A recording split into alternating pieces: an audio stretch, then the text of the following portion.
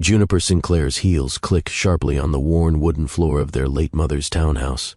She had barely stepped through the doorway when she saw him, Alan, sitting on the sofa with his head in his hands, shoulders trembling. The house smelled of old memories and stress. She hadn't been here in months. What happened? She asked, dropping her bag with a thud. Alan didn't answer right away. She crossed her arms. You've got 60 seconds before I walk out and never look back. He slowly raised his head.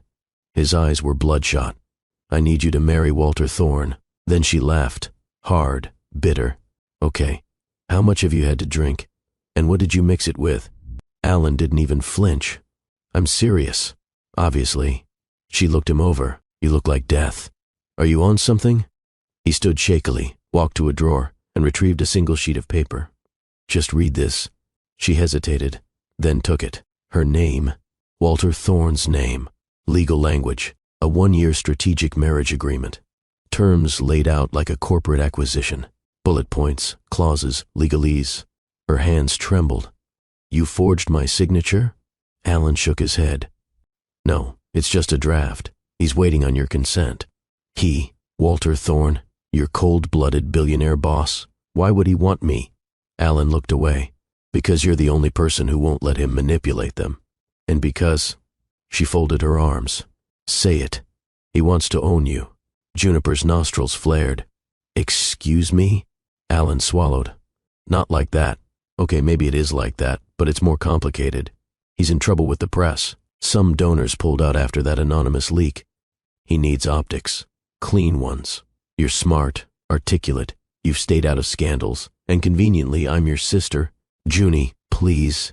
Alan's voice cracked. If I don't fix this, I'm done.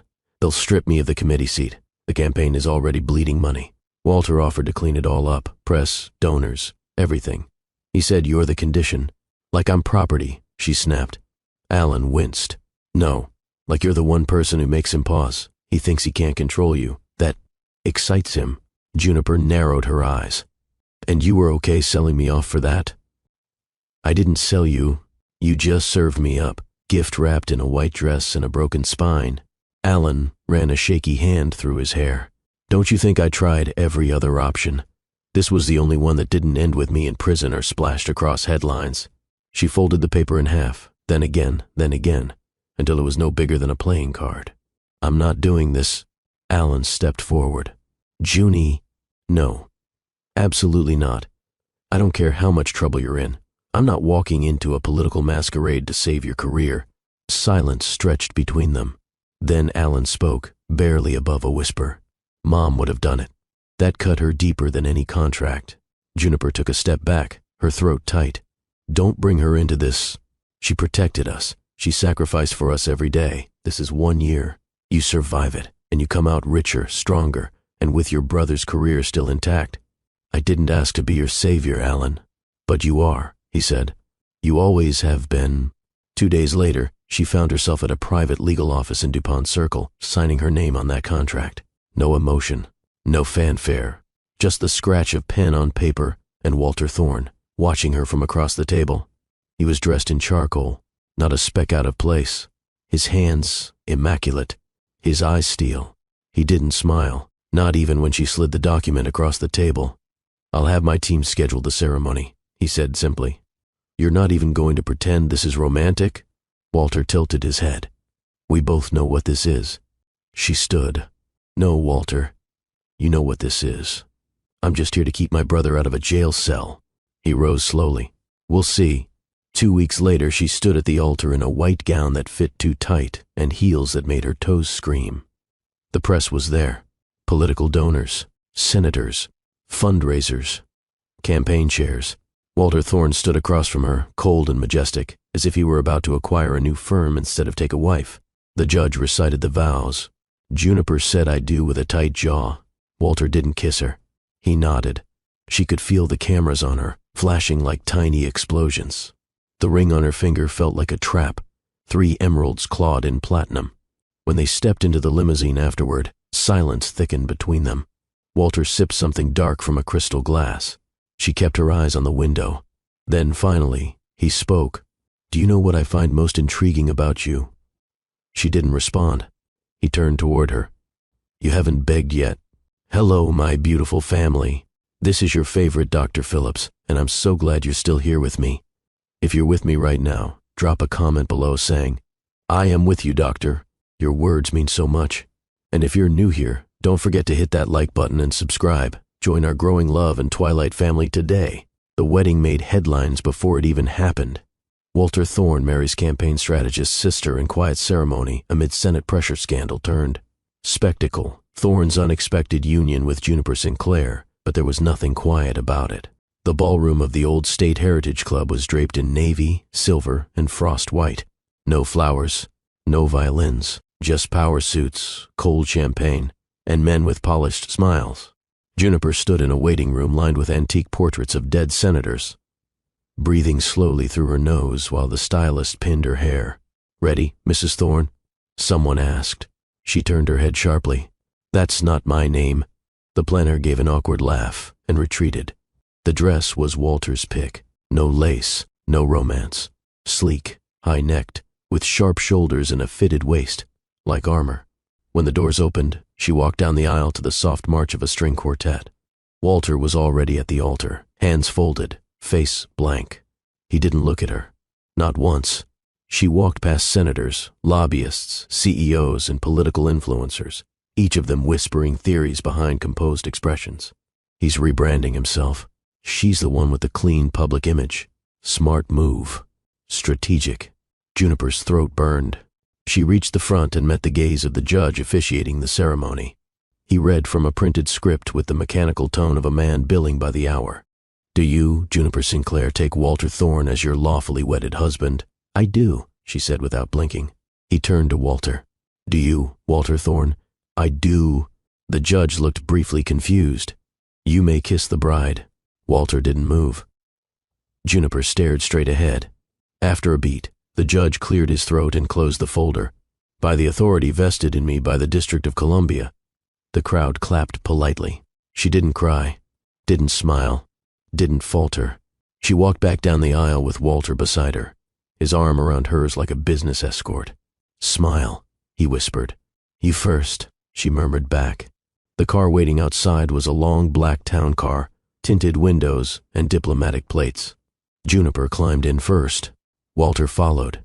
As the driver pulled off, she stared out the window, peeling off her gloves finger by finger. This dress itches, she said flatly. Then take it off, he replied without looking at her. She scoffed. Is that your idea of flirting? No, he said. That's my idea of honesty. She turned. You really think you've won something here? He looked over at her finally. You think I care about winning? You care about control, she snapped. And now you have me in your little power grid. You came willingly. I came because my brother was too arrogant to cover his tracks. You exploited that. Walter sipped from the glass beside him. Correct. Her spine stiffened. You're not even trying to pretend otherwise? There's no need to pretend. You wanted transparency. This is what it looks like. She blinked. You're sick. He leaned in just slightly, enough that she could feel the weight of his attention. You're the one who said yes, Juniper. You read every word of the contract. It wasn't a contract. It was a setup. Perhaps. He tilted his head. But here you are, still wearing my ring. She glanced down. 3 sharp emeralds, pointed like talons, sat inside platinum claws on her finger. It looked more like a crown than a promise. Cold, calculated. I hate emeralds, she muttered. He raised a brow. I know. Back at the estate, Juniper walked through the grand marble entrance like a stranger entering an art gallery, one where nothing was allowed to be touched. No staff, no welcoming champagne, no smile from the man beside her. Just silence. The driver disappeared down a hallway. Juniper kicked off her heels in the foyer, letting them clatter against the tiles. I'm going to need wine. A whole bottle. Walter was already removing his cufflinks. Cabernet is on the sideboard, the one from Burgundy. Don't insult me by asking for anything sweet. Don't worry. She walked toward the bar. There's nothing sweet about today. She poured without asking. 1 glass for her, none for him. You really don't drink on wedding days? I don't celebrate acquisitions. Lovely, she said, sipping slowly. So this is what a $1 billion prison looks like. Walter chuckled quietly. Call it what you want. You'll still sleep in my bed. She turned, eyes flashing. Excuse me? You heard me. No separate rooms? No guest suite? He stepped closer. Why delay the inevitable? Juniper didn't back down. Because I don't belong to you. His voice dropped. Not yet. She tensed. He unbuttoned the top of his shirt, revealing a glimpse of chest. Clean lines, hard muscle, a scar just beneath his collarbone. She hated how her eyes lingered. I'm not afraid of you, she said coldly. You should be afraid of what I make you feel, he replied. A long, still pause. I'll sleep wherever I damn well choose, she said. Walter walked past her, his fingers brushing her waist lightly as he passed. Barely a touch, but enough to leave a pulse. My room has the better sheets. Later that night, she stood in front of the double doors of the master suite. She could hear the silence on the other side. No music, no laughter, no celebration, just waiting. She pressed her forehead against the wood. 1 year, she whispered to herself. Just 1 damn year, and she turned the handle. The bedroom door closed with a soft final click behind her. Juniper stood still. The master suite was dim, lit only by the faint glow of recessed ceiling lights. No candles, no flowers, no pretense. Just a bed, wide, low, perfectly made in dark linen, and Walter standing. Beside it, removing his watch like it was just another night. I assumed you'd go to a guest room, he said without turning. I changed my mind. Convenient. She took a breath. Don't flatter yourself. I just refuse to let you dictate where I sleep. Now he looked at her. Slowly. Directly. That's not all you've refused tonight. Juniper walked toward the foot of the bed and stopped. You expect something from me? No. He took a step closer. But I want it. She crossed her arms. Want doesn't equal permission. Walter's lips barely moved. Then give it to me. A long pause. She hated how her skin flushed. The man before her was a machine by reputation, calculated, cold, impenetrable. But now, standing only a few feet away, shirt unbuttoned to the waist, his chest, rising and falling with more tension than control, he was something else entirely. Juniper didn't respond with words. She reached behind and pulled the zipper of her dress. It hissed down her spine. The fabric slid off her shoulders, puddling around her ankles with a soft whisper. She stood there in nothing but black lace and defiance. This means nothing, she said. Walter stepped forward until his breath was warm on her skin. It means everything. Then his mouth crashed against hers. There was nothing slow about the kiss, no gentleness, no caution. He kissed her like he wanted to dismantle her, piece by piece. Juniper's back hit the nearest wall. Her hands tangled in his open shirt, fingers clawing at his chest. He tore his sleeves off, buttons flying. Her nails dragged down his torso, and he grunted, low, sharp, like she'd cracked something open inside him. She didn't hold back, didn't hesitate. She didn't want soft. She wanted control, and she wanted to take it from him. But Walter didn't give control. He took it. He spun her, pressed her chest to the wall, one hand pinning her wrist, the other tracing the curve of her hip. You could say no, he whispered into her ear. Her answer was a breathless moan. He lifted her easily, effortless, like she weighed nothing, and walked her to the bed. She wrapped her legs around his waist, her fingers in his hair, pulling, biting. She expected cold. What she got was fire. Walter undressed her with practiced movements, but the look in his eyes wasn't detached. It was ravenous, starved. He watched every reaction she gave him, memorizing it like data, but responding to it like a man possessed. When he finally entered her, there was no pause. Just one strong, deliberate thrust. Juniper cried out, arching into him. He didn't let up. Each motion was deliberate, relentless, calculated to undo her. His hands gripped her thighs, his teeth grazed her neck, his body pinned. Hers like she was something precious, but something dangerous. You were made for this. He growled into her ear. You're delusional, she gasped, digging her nails into his back. Say it again, he demanded, thrusting deeper. She bit her lip. You're God. Insufferable. He thrust again. Keep talking. She couldn't. Her body shook with each rhythm. Her breath broke against his skin. Her moans slipped past her lips before she could trap them. Walter kissed her again, slower this time, deeper, like he needed more than her body, like he needed her soul. When she came, it wasn't just pleasure. It was surrender. She clawed at his back, her body arching beneath him, and he groaned as if the sound shattered him. He followed seconds later, burying himself deep, his forehead pressed to hers, breath ragged. And then, in a voice so low it barely touched the air, Juniper. No title, no walls, just her name. Like a confession. The room was quiet, except for their breaths. Walter didn't move, neither did she. Their bodies tangled in sweat and sheets and silence. Finally, Juniper reached for the edge of the blanket and pulled it over herself. Was this part of the contract too? She asked. Walter didn't open his eyes. You tell me. She rolled onto her side. You've got serious control issues. I know. You're addicted to power. He cracked one eye open. Only when it's worth it. She stared at the ceiling. I wasn't supposed to enjoy that. And yet. She threw a pillow at him. He caught it, grinning faintly. It was the first time she'd seen a real expression on his face. Not a smirk, not a mask, just something human. Walter reached for the glass of water on the nightstand, took a sip, then offered it to her. She didn't take it. Instead, she looked at him, really looked. No cameras? She asked. No staff, no recording devices, no leverage. Why? He shrugged.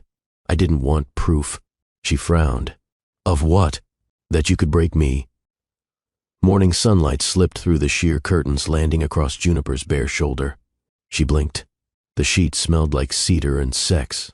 Her body ached in ways she hadn't expected, deep, sore, and completely alive. She sat up slowly, pulling the blanket with her, scanning the room. No sign of him. For a second, she thought it had all been some fever dream. Then the door opened. Walter walked in, crisp and clean in a white button-down, sleeves rolled, collar slightly undone. No tie. He carried 2 mugs. Juniper narrowed her eyes. If you say good morning, wife, I will throw this lamp at your head. He set 1 mug on her side of the bed without flinching. Black, nobelium sugar. You take it like a sociopath. She blinked. How do you know that? Walter sipped his own mug. Your Capitol Hill intern bio, staffer's gossip, coffee orders travel. So you researched my coffee preferences before we even... She gestured to the bed. He cut her off. I research everything. Why stop at caffeine? She took the mug, held it in both hands, and stared at him. You're disturbingly calm for someone who just committed a felony with his wife. He arched a brow. Last night was not criminal. It should be careful. His voice lowered, just slightly. You're tempting me to commit it again. She sipped her coffee, watching him. You're not what I expected, she said. And you're exactly what I feared. They ate breakfast in silence on the balcony. Fresh croissants, eggs, berries. Juniper wore one of his oversized white shirts, sleeves rolled to her elbows. Walter read the paper, flipping pages with surgical precision. She let the silence stretch, sipping her second coffee. So what now? She asked finally. He glanced up. What do you mean? I mean, are we supposed to parade around town pretending to be in love? Or are we just avoiding each other and hoping the paparazzi never catches wind of the icicles in our marriage bed? Walter folded the paper neatly. You assume last night was a fluke. She met his eyes. Wasn't it? No, he said. It was the start of something I plan to repeat. Frequently. She nearly choked on her croissant. You're bold for a man with commitment issues. I don't have commitment issues. I have trust issues. Very different. Juniper rolled her eyes. You're charming in a sociopathic kind of way. Better than being forgettable. Is that what this is about? She asked. You're scared of being forgotten, so you marked me like territory. Walter leaned back, resting one arm on the chair beside him. You don't mark something unless you believe someone else might try to take it. There was a pause. A tension. Juniper broke it with a soft laugh. You're worse than I thought. And yet you slept like the dead, because I was used like a stress doll. He smirked. You responded rather enthusiastically for a doll. She threw a grape at him. He caught it midair, popped it in his mouth, and chewed. Later that morning she showered and stepped out into the master closet, only to find him waiting. Are you stalking me in my own dressing room? He held up a box. Your official press wardrobe has arrived. Excuse me? For public appearances. Charity galas, fundraisers, will be photographed together. Optics matter. She opened the box. Designer labels, red carpet cuts, shoes worth more than her first car. You think this buys my cooperation? I think it ensures you won't embarrass me in front of donors. She smirked. Don't worry. You're already an embarrassment. He stepped closer. Too close. You still smell like me, he said, gaze dropping to her collarbone. Juniper's breath caught. She hated how fast her pulse raced. You think just because you got under my skin? I didn't just get under it, he murmured. I branded it. Her hand flew up to push him away, but he caught her wrist. You can fight it all you want, Juniper, but I know what I felt, and I know what you screamed. Let me go. He didn't. Say it meant nothing, and I will. She stared at him, furious. He waited. Seconds passed. Then she yanked free and stormed out, slamming the door behind her. That afternoon, a reporter caught them leaving the estate. Walter's hand slid around her waist like muscle memory. Cameras clicked. Juniper turned her head slightly, whispering through clenched teeth. You don't get to touch me in public if you can't be honest in private. He smiled for the cameras. You'll find I'm very honest behind closed doors. Click. Click. Flash. Someone shouted, Mr. Thorne, is this marriage a rebrand or a love story? Walter didn't miss a beat. He pulled Juniper in, pressed a kiss to her temple, and answered calmly, It's a damn good story either way. Back inside, she shoved him once they were alone. Don't use me. He stared her down. Then stop pretending you hate being used. I do. No, Juniper. You hate not being in control. That's different. She opened her mouth to retort, but nothing came out. He walked away, tossing his jacket on the chair. We'll be at the city council charity dinner tomorrow. Wear the silver one. She narrowed her eyes. What if I wear red instead? His voice was soft. I dare you. The boardroom at Thorne International was always 10 minutes early and 2 degrees too cold. Walter was 15 minutes late. Again, his assistant shifted nervously beside the digital projector. The CFO cleared his throat. 2 senators' aides exchanged glances. Then the door swung open. Walter strode in like he owned the air, which in this room, he did. But something was off. His shirt was unbuttoned at the throat, sleeves rolled, not his usual composed armor. His tie was missing. He dropped into the head seat. Apologies, he muttered. Someone passed him a report. He didn't read it. His phone buzzed on the table. He glanced down. A photo. Juniper in bed, tangled in white sheets, biting her lip. She'd sent it 5 minutes ago. Walter exhaled slowly, his grip tightening around the device. Sir, his assistant began. We need direction on the senatorial liaison proposal. Walter stared at the phone a beat longer, then locked the screen. I don't care about the liaison proposal. Table it. But, I said, table it. Silence. Everyone nodded.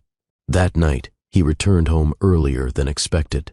Juniper was on the floor in the living room, barefoot in leggings and a sweatshirt, reading a binder full of ethics committee proposals. She didn't look up when he entered. I've never met a billionaire with worse time management. He smirked. You're the reason I'm behind on everything. She flipped a page. I'm flattered. Don't be. It's not a compliment. Juniper turned, eyebrows raised. Then why are you staring at me like you forgot how to blink? He crossed the room in 3 long strides and snatched the binder from her hands. Because I can't concentrate when you're this close to me. She leaned back on her elbows. Sounds like a personal problem. Walter dropped to his knees between her legs.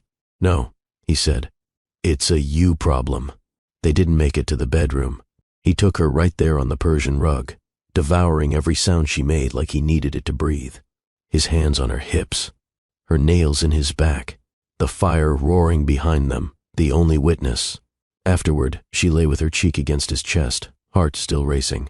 You skipped your briefing today, she whispered. I rescheduled it. You're obsessed, she said. Walter didn't argue. The next day, the headlines noticed. Thorne cancels fundraiser last minute. Strategy or personal crisis? Billionaire CEO ditches diplomatic briefing. New bride to blame? Juniper turned her phone screen toward him. You're tanking your own optics. Walter didn't glance up from his coffee. Let them speculate. You care about power. I care about you. She blinked. That wasn't part of the script. He stood, kissed her on the forehead, and walked out. That evening, at a gala they were both expected to attend, Juniper arrived alone. Photographers swarmed. "Where's Mr. Thorne?" someone asked. She smiled tightly. Tied up, literally, she thought. He'd handcuffed her to the headboard less than 2 hours ago. Walter arrived an hour late, no tie, no apology. The chairman of the council was already in mid-speech. Instead of sliding into the VIP row, Walter walked straight to Juniper, standing at the back of the ballroom in a black gown with a plunging neckline. He didn't speak.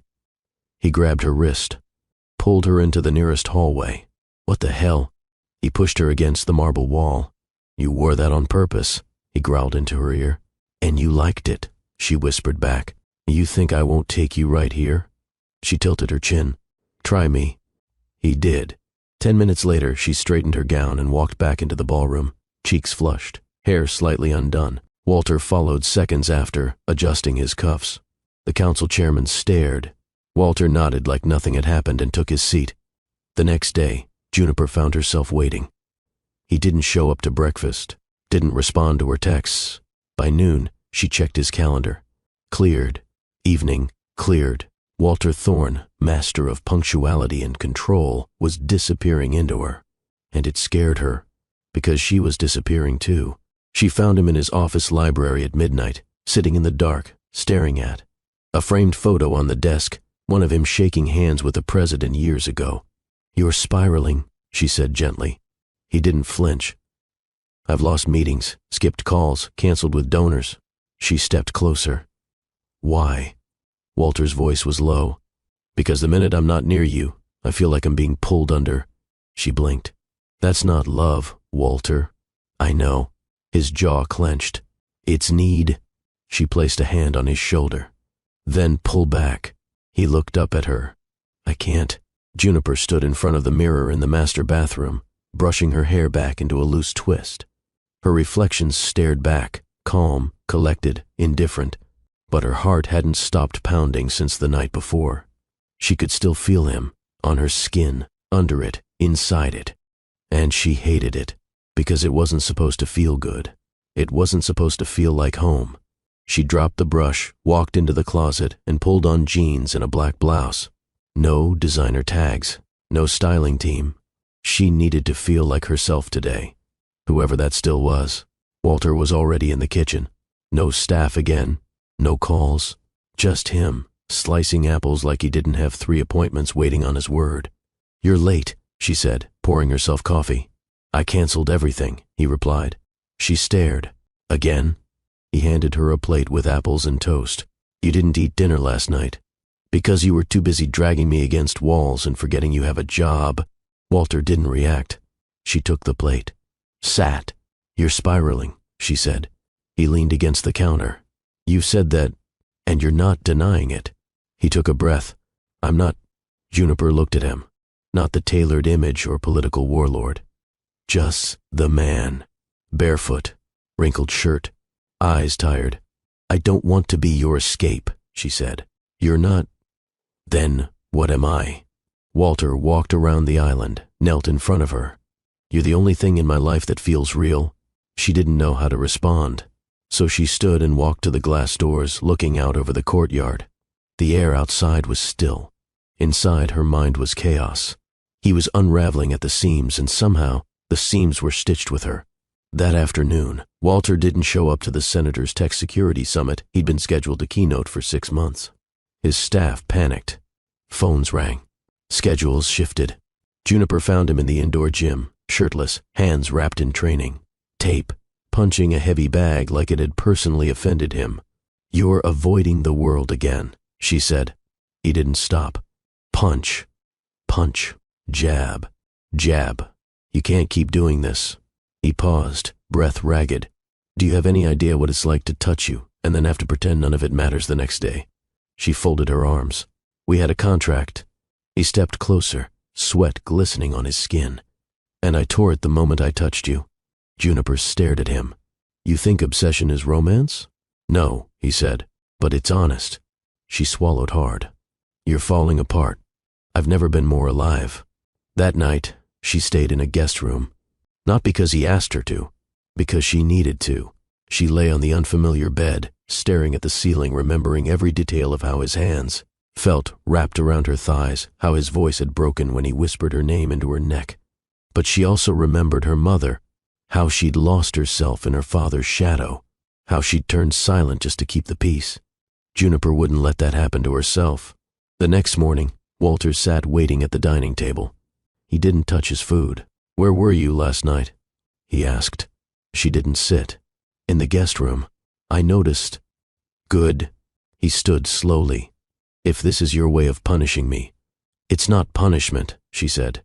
"It's self-preservation." A pause. He stepped closer.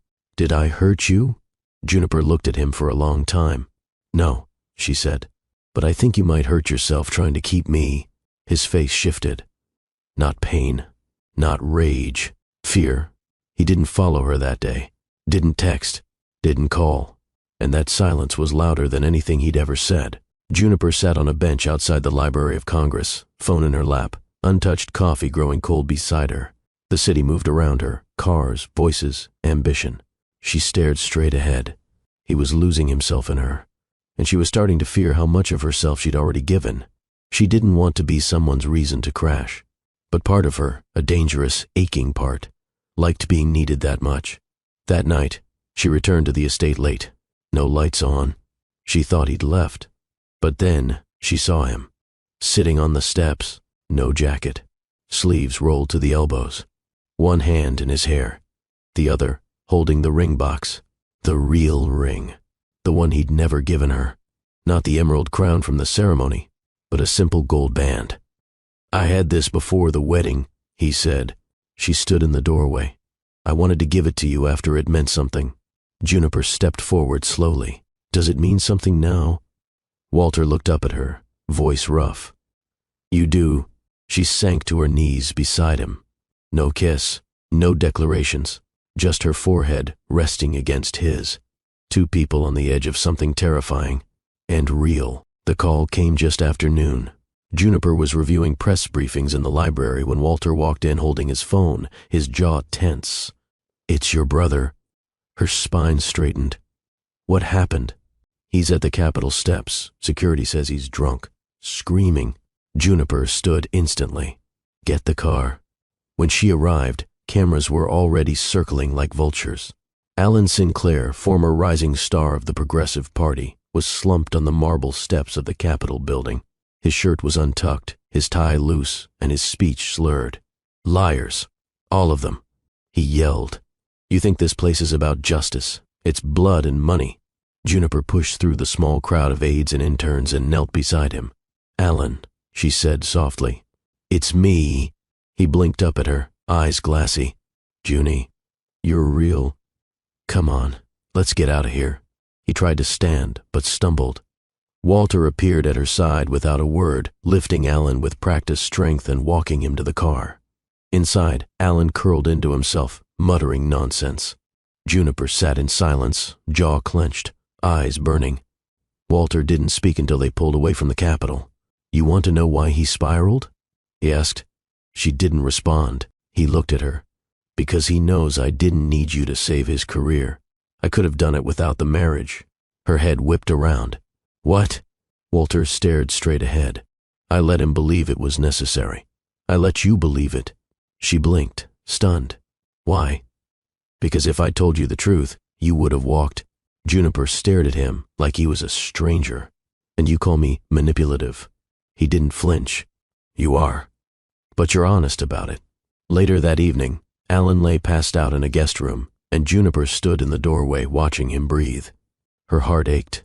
This was the boy who built pillow forts with her, who taught her how to cheat at Monopoly, who stayed up all night helping her prep for college interviews, and now he was broken. Because of debt. Because of shame. Because of Walter. She found Walter in his study, typing something into a secure laptop. He didn't look up. "You used me. I needed leverage. You got it." "I also got you." Juniper stepped inside, shutting the door behind her. "You knew about Alan's embezzlement before he told you?" "Yes." "How long?" "Months."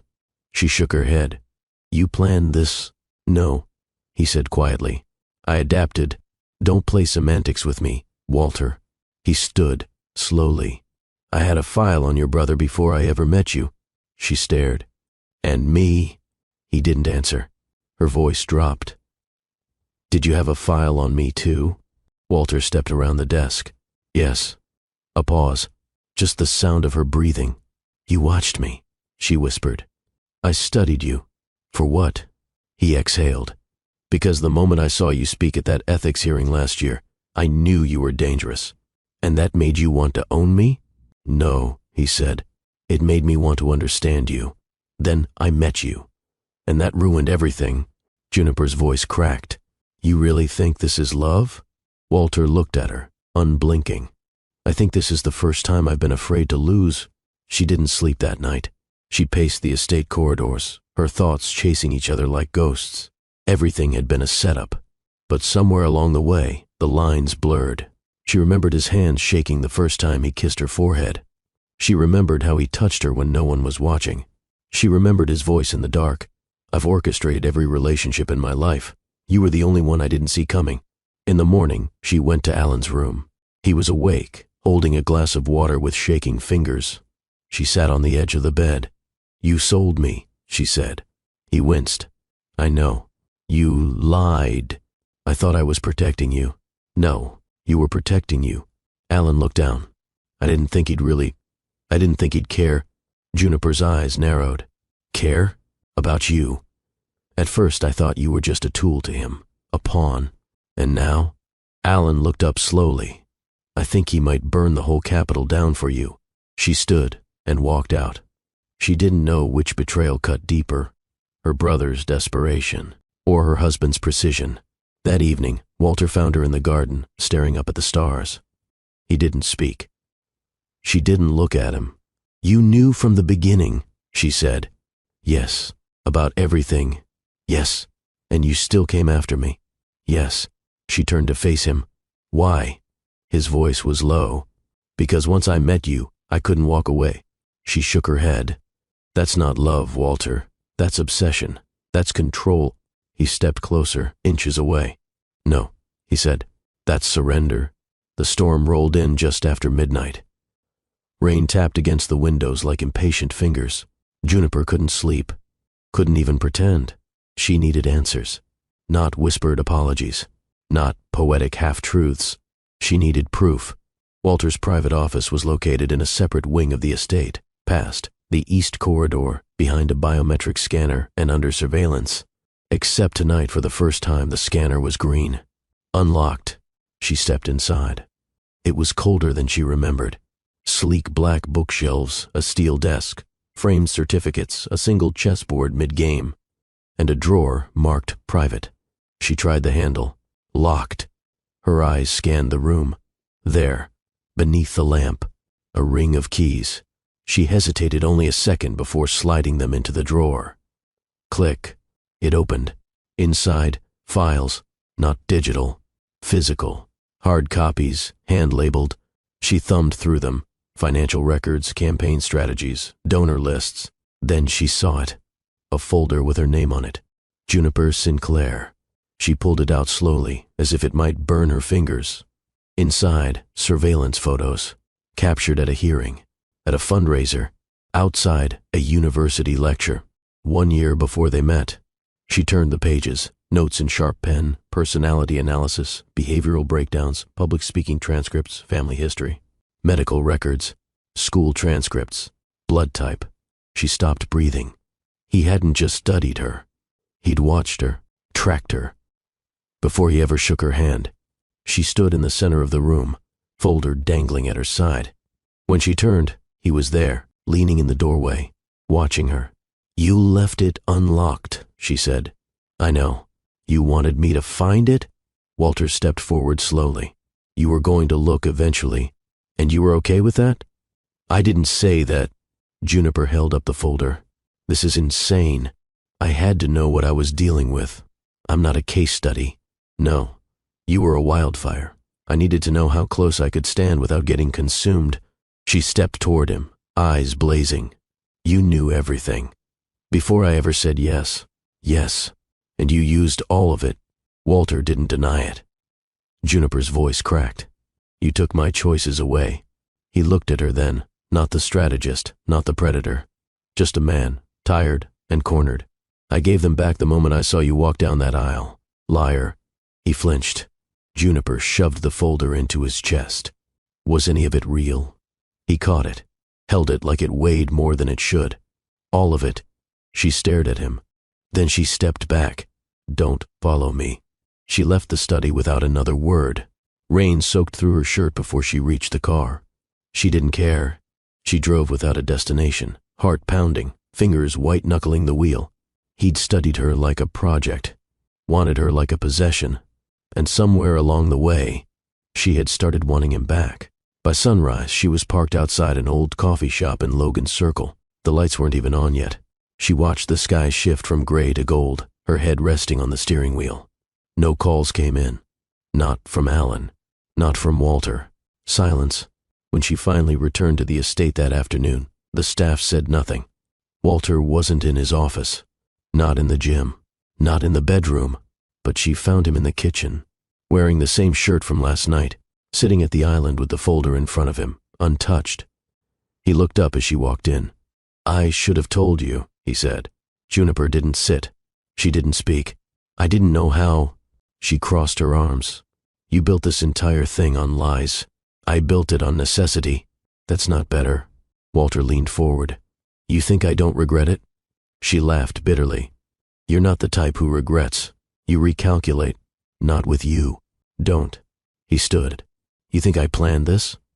That I sat down one day and said, let me manipulate the smartest, sharpest woman I've ever seen into marrying me so I can feel something for once?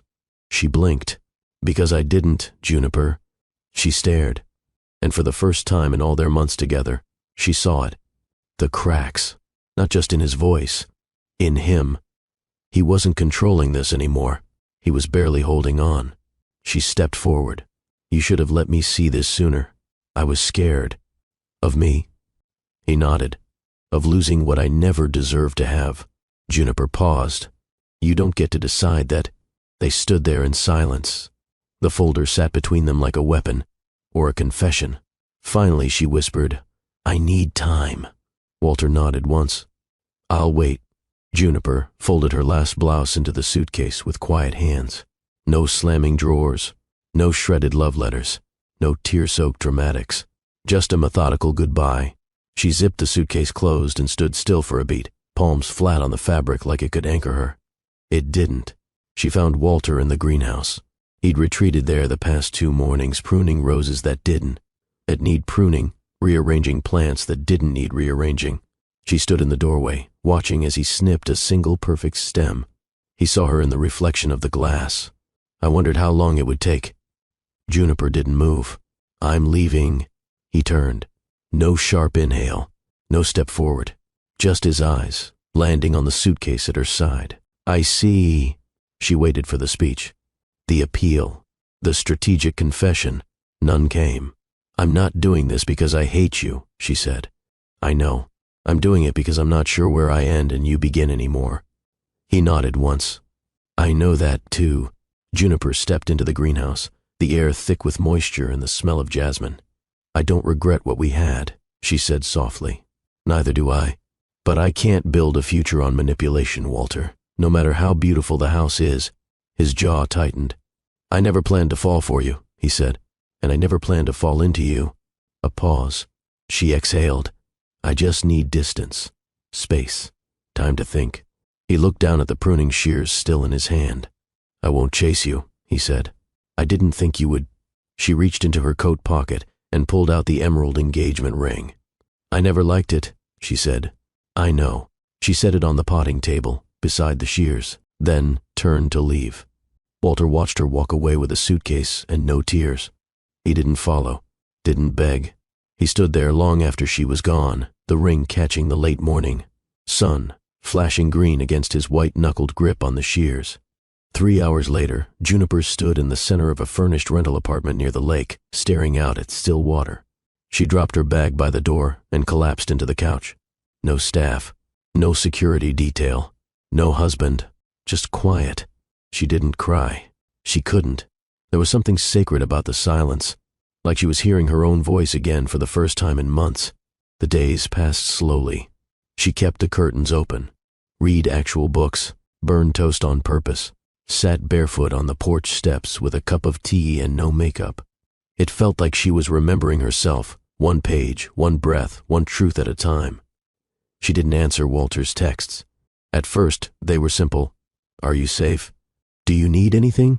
Then, just timestamps. Blank messages, sent but unsaid. She left them unread.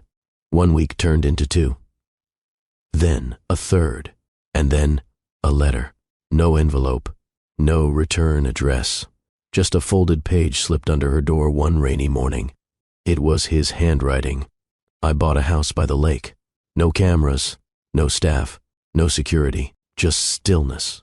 If you want truth, not performance, come find me. She read it twice. Then again, then tucked it inside the spine of the book she'd been reading. And waited.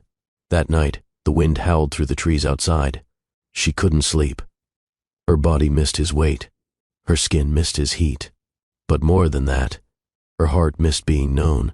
Not studied, not recorded, known. By sunrise, she packed a small bag. Not a suitcase, just a sweater, a book, her keys, and drove. The house sat tucked beneath tall pine trees, hidden from the road, half covered in ivy. She parked by the edge of the gravel path. No gate, no cameras, no sign of Walter. She walked up to the porch, knocked once, no answer. She turned the knob. It opened.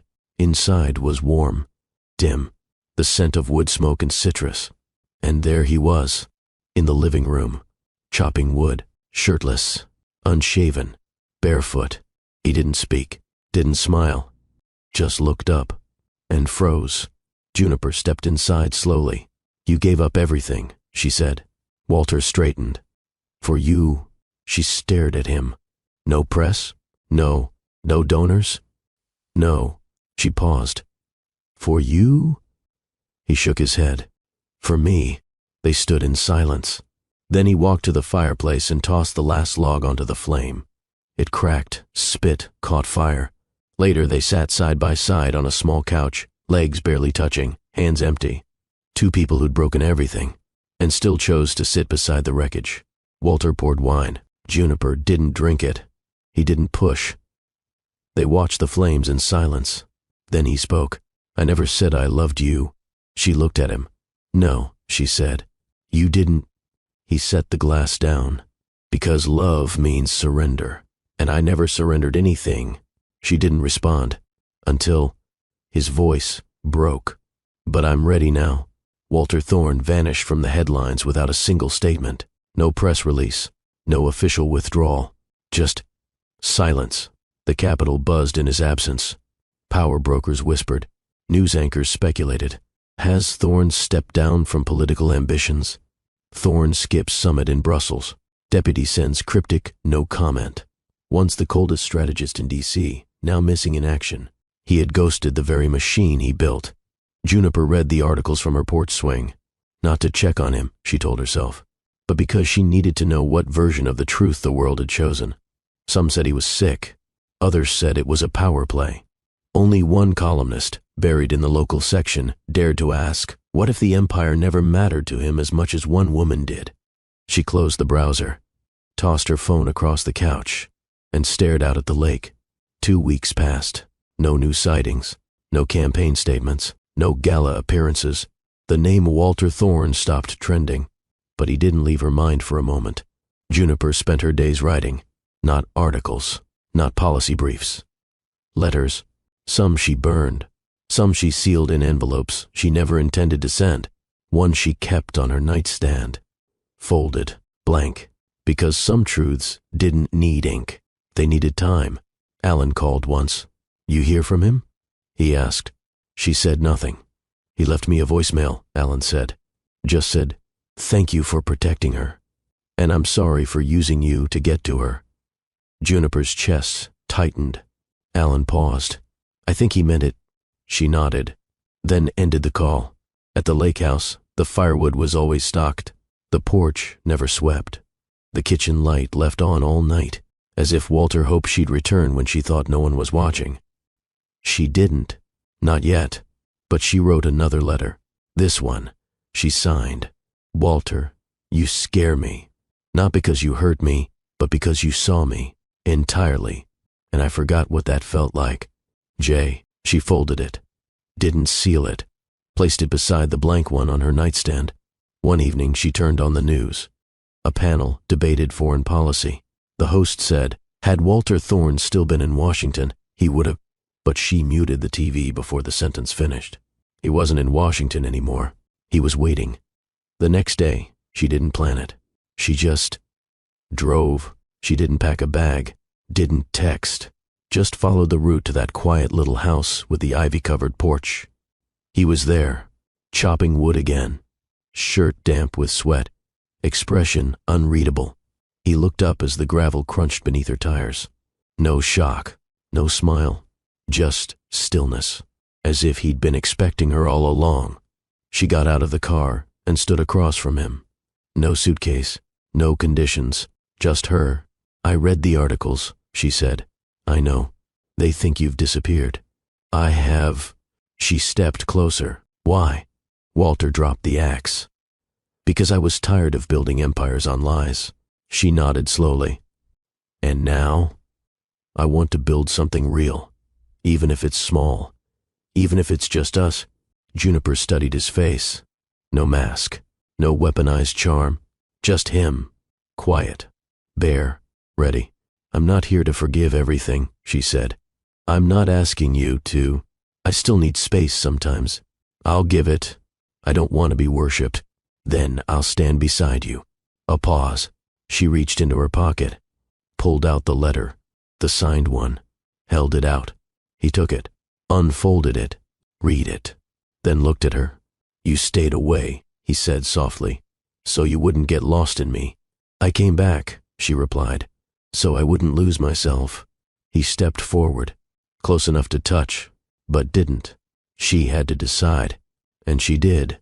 Juniper took his hand, not because she was weak, but because strength sometimes meant choosing softness. They walked back inside without another word, just hands clasped. Two equals. No headlines, no contracts, only choice.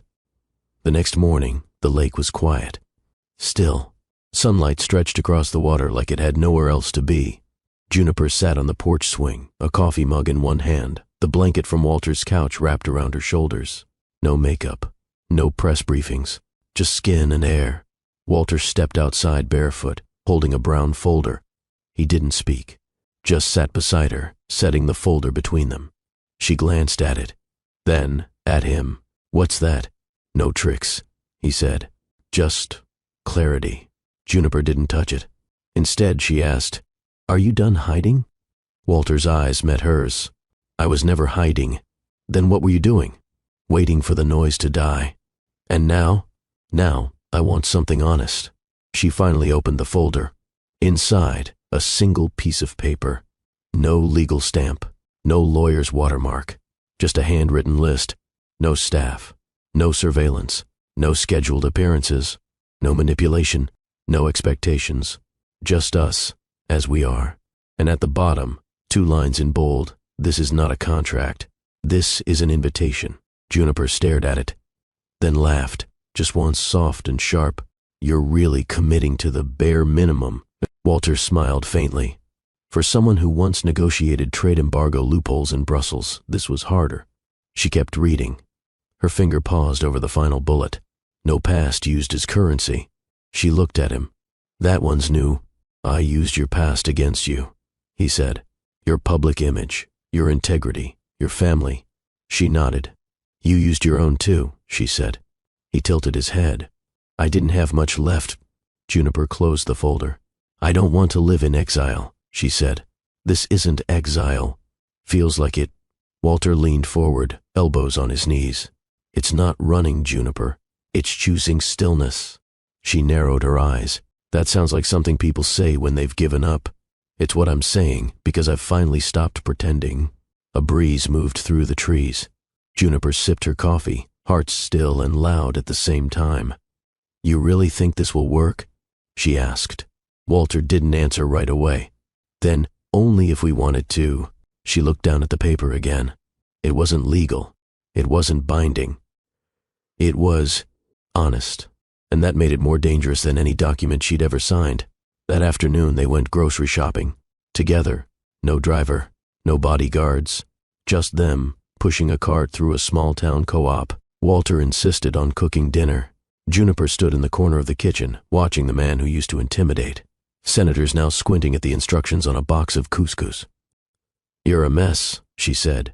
He poured olive oil like it was wine. "I'm your mess now." They ate on the floor. No table, no candles, just mismatched plates and shared laughter. He asked about her dreams, not her goals. She asked about his regrets, not his wins. They talked until the wine bottle was empty and the sky turned black. Later, she lay in bed with her head on his chest. The air smelled like garlic and warmth. His hand rested on her back, steady. "This doesn't erase what happened," she whispered. "I wouldn't want it to," he said. "Why?" "Because it's what broke us open." She listened to the rhythm of his breathing. No mask, no coldness, no control. Just Walter, unmade, undone, and willing. She rolled over, propped up on one elbow. "Why didn't you fight me when I left?" He looked at the ceiling. "Because love doesn't force." She watched him. "That wasn't the version of you I knew. That version was afraid of losing power." "And this one?" He looked at her. "Afraid of losing you." Juniper nodded once, then reached for the folder again. Crossed out one line. He leaned over to see. She had struck through, no expectations. He looked at her, puzzled. She said, "I expect you to stay." He smiled. "Always." The cabin didn't look like much from the outside. Wooden siding, one porch light, a firewood pile stacked high under the overhang. But when Juniper stepped inside, it was warm, quiet, clean in a way that wasn't staged, just lived in. She slipped off her coat, hung it by the door, and looked around. No artwork, no politics, no sign of Walter's other life, just this one. A life stripped of audience.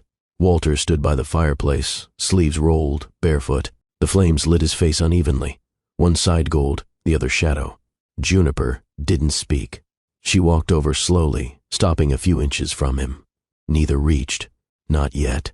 The silence between them wasn't heavy. It was full. "I thought about this," he said, voice low. "About what?" "This moment." Juniper tilted her head. "What were you expecting?" "I wasn't." A pause. "I just hoped."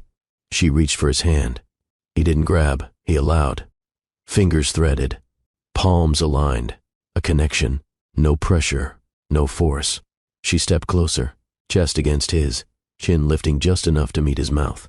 The kiss was slow, not timid, just present. His hand slid to the back of her neck. Not possessive, protective. She sighed into him, and he pulled her closer, like he'd finally remembered how to breathe. He didn't rush, didn't take. He waited for her to unbutton his shirt, waited for her to slip out of hers, waited for her to nod once before he lifted her off the floor. No words, only breath. The bedroom was small. One window, no curtains, just moonlight pouring across the sheets. He laid her down carefully, like he was placing her at the center of something sacred. She watched him undress, not hungrily, but attentively, like memorizing him meant anchoring herself. When he joined her in bed, she didn't reach first. He did. Fingertips traced the edge of her ribs, the line of her hip, the soft curve beneath her breast. Not claiming, discovering.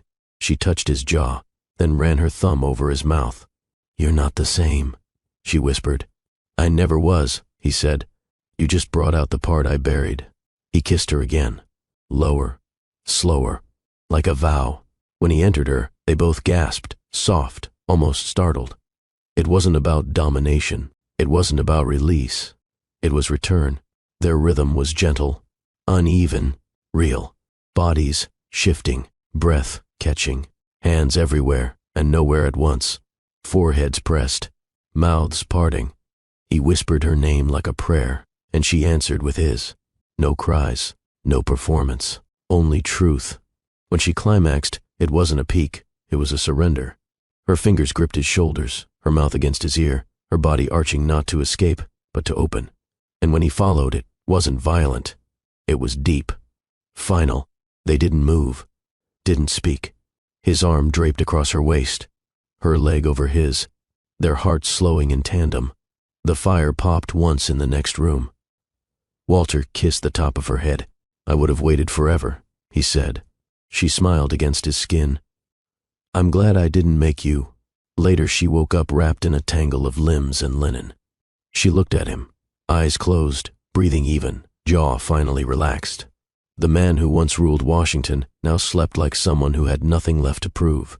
She kissed his collarbone and whispered into his chest, This is what real feels like.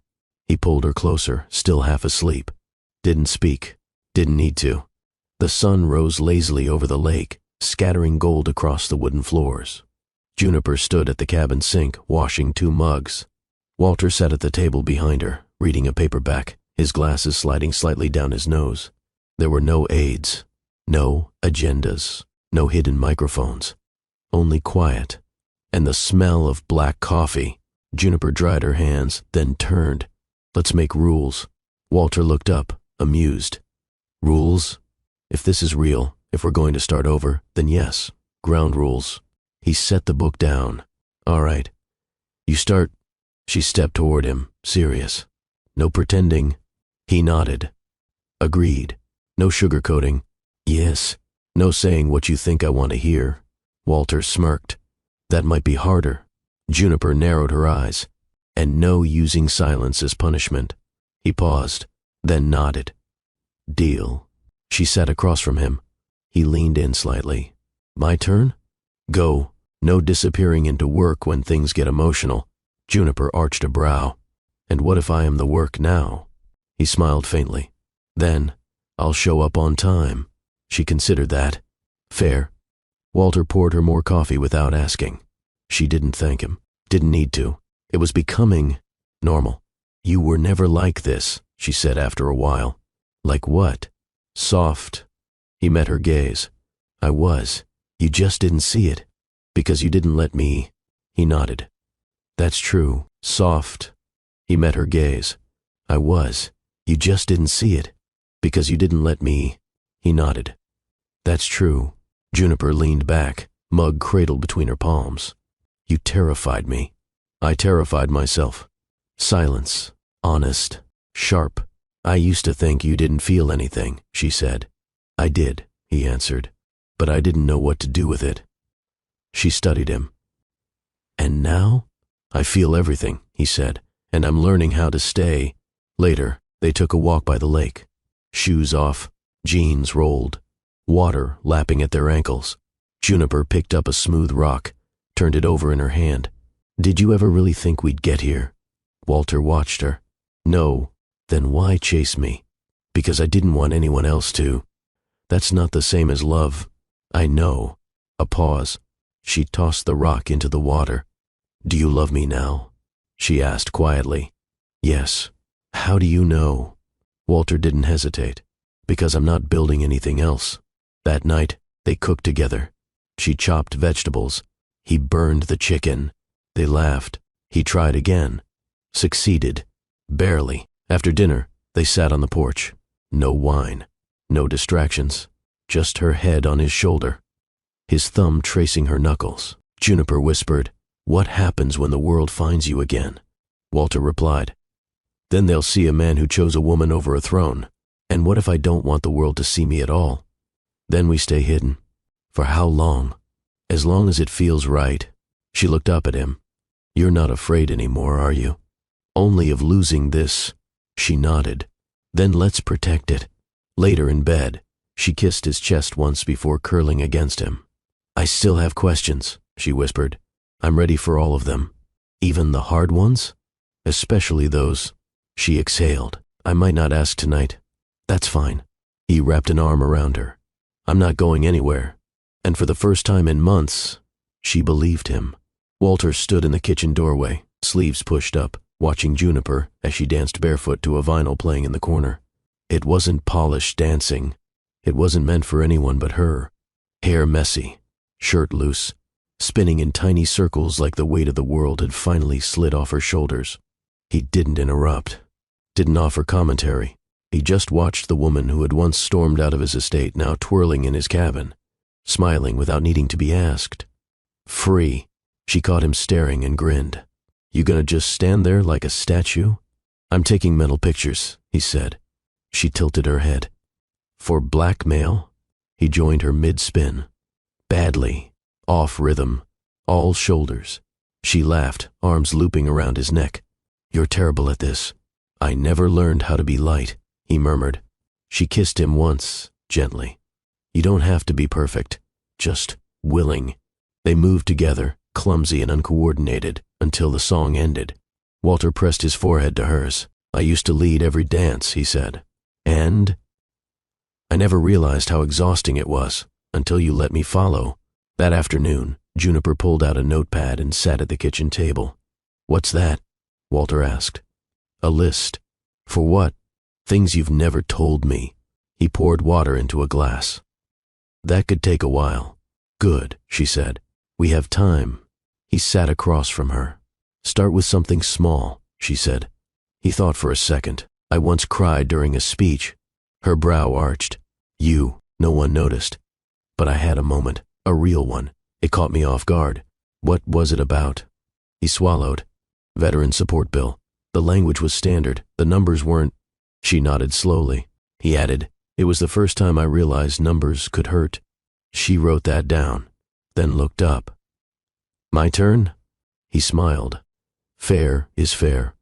I hated being photographed at our wedding. I know. But the moment I looked at you, the only thing that kept me from running was how still you looked. Like if I bolted, you'd still be there. Walter's breath caught. I would've. I know, she said softly. Hours passed. They traded truths, old fears, missed chances, names of childhood pets, favorite teachers, books that shaped them, regrets they never voiced out loud. And by the time the sun dipped low, they weren't holding hands, they were holding history. After dinner, Juniper sat on the porch steps. Walter joined her. She turned to him. I want to ask you something personal. You've earned that. Why did you let me go? He didn't speak right away. Then, because I saw what I was doing to you. And what was that? Chasing you into corners, loving you like a war strategy. She looked at him. And now, I love you like a choice. She leaned her head on his shoulder. He rested his chin on hers. You're bending, she whispered. For the right reasons, he said. Back inside, he folded their laundry. She cleaned the kitchen. No performance, no declarations, just ordinary. And somehow, that felt revolutionary. That night, as they slid into bed, Juniper asked quietly, Do you miss the power? Walter shook his head. Power was always about control. This is trust. She pulled the blanket up to her chin. I like this version of you. He tucked a strand of hair behind her ear. So do I. And then they slept. No words, no plans, just peace. The fire crackled in the corner, casting waves of amber across the cabin walls. Juniper sat cross-legged on the floor, a blanket wrapped around her shoulders. Her eyes tracked the dance of the flames, unfocused but calm. Walter sat behind her on the couch, watching her, not possessively, not hungrily, just present. I used to think intimacy meant taking, Juniper said quietly. Walter didn't speak. She turned slightly toward him. With you, I don't feel taken. I feel held. He stood, stepped down beside her, and sat cross-legged across from her. Kiss me, she said. Not a plea, not a challenge. He leaned in and pressed his mouth to hers, slow, like an answer to a question she hadn't finished asking. His hand cradled her jaw, thumb brushing her cheek. Juniper let the blanket fall from her shoulders. Her fingers slid beneath the hem of his shirt, palms flat against his skin. Warm. Real. Here, Walter broke the kiss long enough to meet her eyes. I don't want to rush, he whispered. Then don't, she replied. But don't hold back either. He exhaled like he'd been waiting for permission he didn't realize he needed. He undressed her gently, each piece folded, not discarded. She did the same for him. No frenzy, no urgency, Just skin meeting skin, like it belonged there. They moved to the rug before the fire, a pillow beneath her head, his hands tracing the curve of her waist, the line of her thigh. She arched into him with a breath, not a cry. This wasn't conquest. This was communion. He slid into her slowly, both of them exhaling in sync. No pounding rhythm, just presence, just breath, just being. Juniper wrapped her legs around his waist, her arms around his neck, pulling him closer even when there was no space left between them. His lips brushed her collarbone, her temple, the hollow of her throat, every kiss a sentence, every thrust a syllable. Together, they wrote an entirely new language. "Look at me," she whispered. He did, eyes locked, foreheads pressed, bodies moving in soft unison. No chase, no dominance, no fear, only devotion. Her climax came like a sunrise, gradual, warming, filling her to the edges. She didn't scream. She exhaled his name like a truth. Walter followed moments later, not with a roar, but with a quiet shudder, his mouth on her shoulder, her hands in his hair, and something unspoken blooming between them. They lay tangled on the rug, firelight stroking their skin. Juniper turned her head, watching his chest rise and fall. "You didn't ask me to come back," she said. "No. Why not?" "Because real love doesn't beg. It invites." She nodded. "I almost didn't." "I know, but I'm glad I did. I'll never forget that you did." He kissed the back of her hand. She smiled. "You're warmer now," she said. "You made me warmer." They didn't get off the floor. They pulled a blanket down and wrapped it around themselves. She fell asleep against his chest. He stayed awake a while longer, listening to the fire crackle, listening to her breathe, knowing finally he didn't need anything else. The phone rang just after breakfast. Juniper stared at it, untouched, steam rising from her untouched coffee.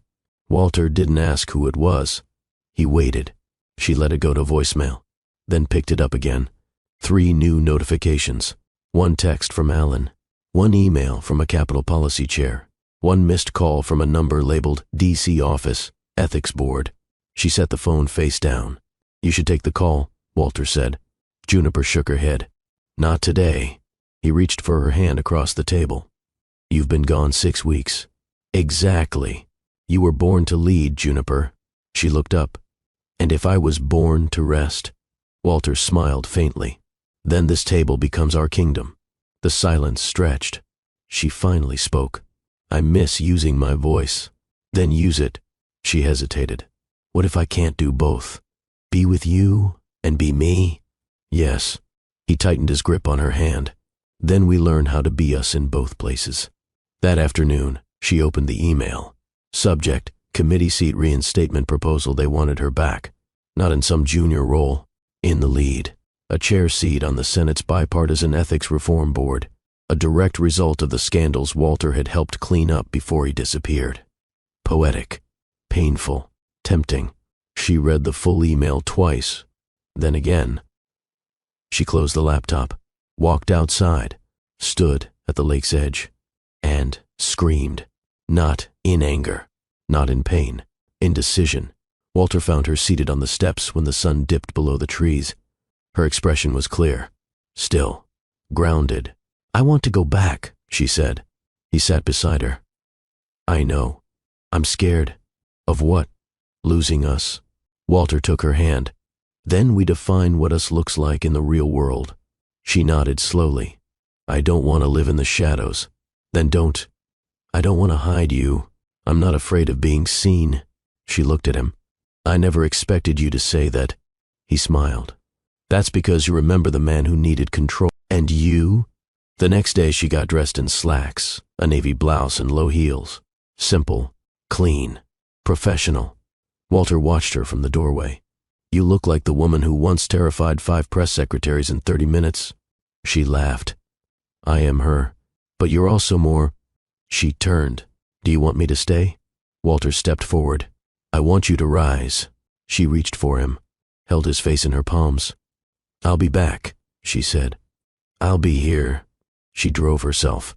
No security, no drivers, no press, just Juniper, returning on her own terms. When she entered the Capitol building, the marble floors echoed her every step. A few heads turned, but no one approached. Not yet. She walked into the conference room. Alan was there. So were 2 senators. And a handful of lobbyists. They stood. Not because she asked. Because they knew. Juniper Sinclair had returned. After the meeting, Alan followed her out. "You okay?" She nodded. "You really went off the grid. I had to." He watched her. "You look stronger." She turned. "I am." Alan hesitated. "And Walter?" She met his eyes. "He's not the same either." A pause. "Good," Alan said. "Because you deserved better." She stepped closer.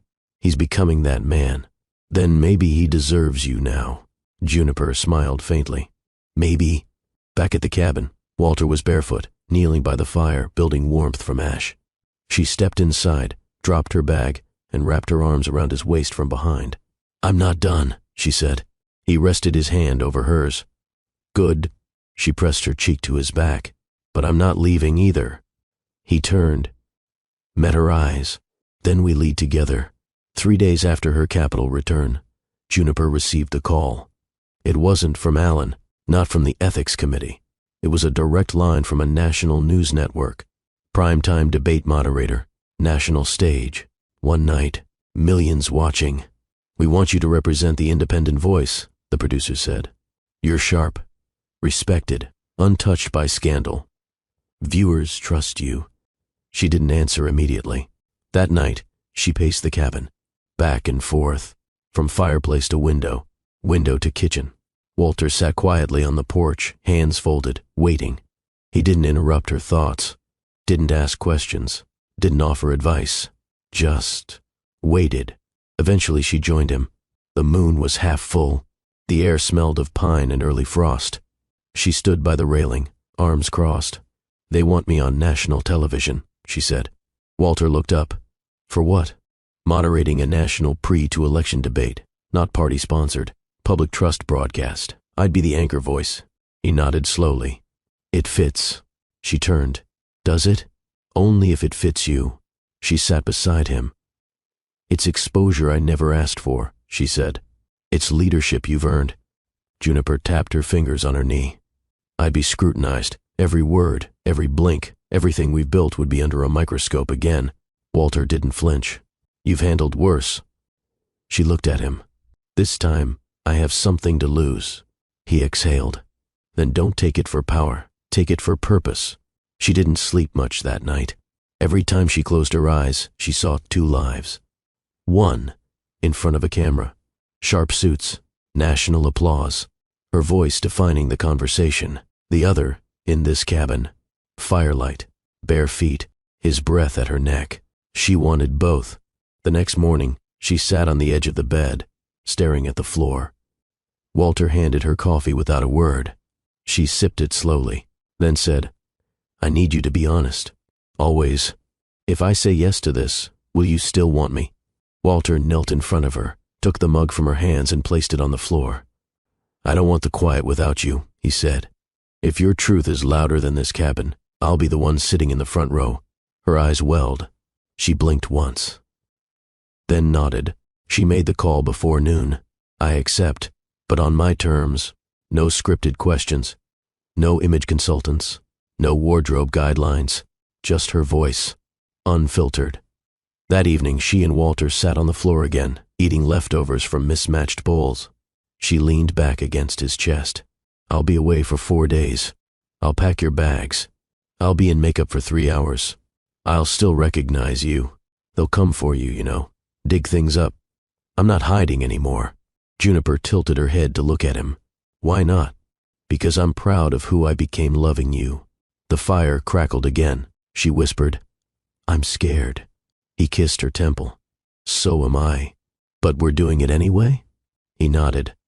"That's what courage looks like." That night, she wrote out her opening lines. Longhand, in the notebook Walter had given her after their first night at the lake house. She practiced them once, twice, then closed the book. No one needed to tell her who she was anymore. She had decided that for herself. And this time, she would speak for everyone who never had the chance. Juniper stood in front of the mirror, adjusting the neckline of her deep navy dress. No sparkle, no lace, just power stitched into simplicity. Her phone buzzed. "Walter, you've got this." "I'll be watching from exactly 3 feet in front of the screen." She smiled, typed back, "I don't need a teleprompter. I've got fire." His reply came instantly. "Exactly why I fell." The debate went viral. Clips of Juniper correcting 2 senators went live before the final question was even asked. Her closing line? "Public service is not a favor, it's a vow. If you can't make that vow, step aside." The room had gone quiet, then erupted. By midnight, the internet crowned her the new face of political accountability. By dawn, every major outlet had her name trending. She didn't check the hashtags. She only cared about one message. "From Walter, come home. There's something I need to ask you." She arrived at the lake house just after sunset. No crowd, no camera crews. Just Walter, standing barefoot on the porch, hair slightly windblown, holding a small wooden box in one hand.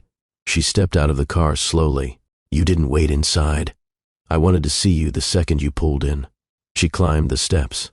"So dramatic." He smiled. "Only for you." They stood there for a moment, the air thick with something unspoken. Finally, he held out the box. Juniper stared at it. "That looks dangerously symbolic." "It's not a demand," Walter said. "It's a declaration." She took the box, opened it. Inside, a gold band. Plain. No stones, no ceremony. Etched on the inner curve, no more control. Just choice. Juniper didn't speak for a long moment.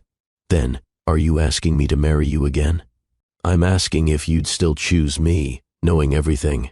"And what would this mean? A ceremony? A contract?" Walter shook his head. "It means whatever you want it to mean. If you wear it, you define it. If you don't, I'm still yours." She looked down at the ring again, then at him. "You always know the right words now." He gave a soft laugh. "I had a good teacher." Juniper took the ring from the box, slid it onto her middle finger, not the traditional one. Walter raised an eyebrow. "I'm not done writing my own story," she said. He nodded. "Then I'll be the chapter that never pressures the ending." They went inside. No champagne, no announcements, just quiet and the sound of a woman reclaiming her identity on her own terms with a man who had learned to meet her where she stood. Later, by the fire, Juniper leaned against his chest. Walter traced the edge of the ring on her finger. "You knew I wouldn't wear it traditionally," she murmured. "I hoped you wouldn't." "Why?" "Because tradition never held your kind of power." She turned her head to look up at him. "I want us to build something," she said, "but not from the past, from the ground up." His hand settled on her waist. "Then I'm ready to follow your blueprint." Outside, the lake was still. The same stillness that once symbolized retreat now whispered something new. Foundation, not isolation. Freedom, not escape. She lifted her hand, studied the ring in the firelight. "It's not a symbol of submission," she said. "No," Walter agreed. "It's a mark of presence." Her lips curved. "You're getting good at this." He kissed her shoulder. "I've had time to learn." The morning after the ring, Juniper sat barefoot on the cabin deck, a fleece blanket wrapped around her shoulders. The lake was cloaked in morning mist, glassy and unmoving. Coffee steamed from a chipped mug in her hands. Walter was still asleep inside. She hadn't intended to cry, but something in the stillness stirred a memory loose, one she'd buried, carefully, deliberately. She could see it now, not as a blur, but in perfect detail.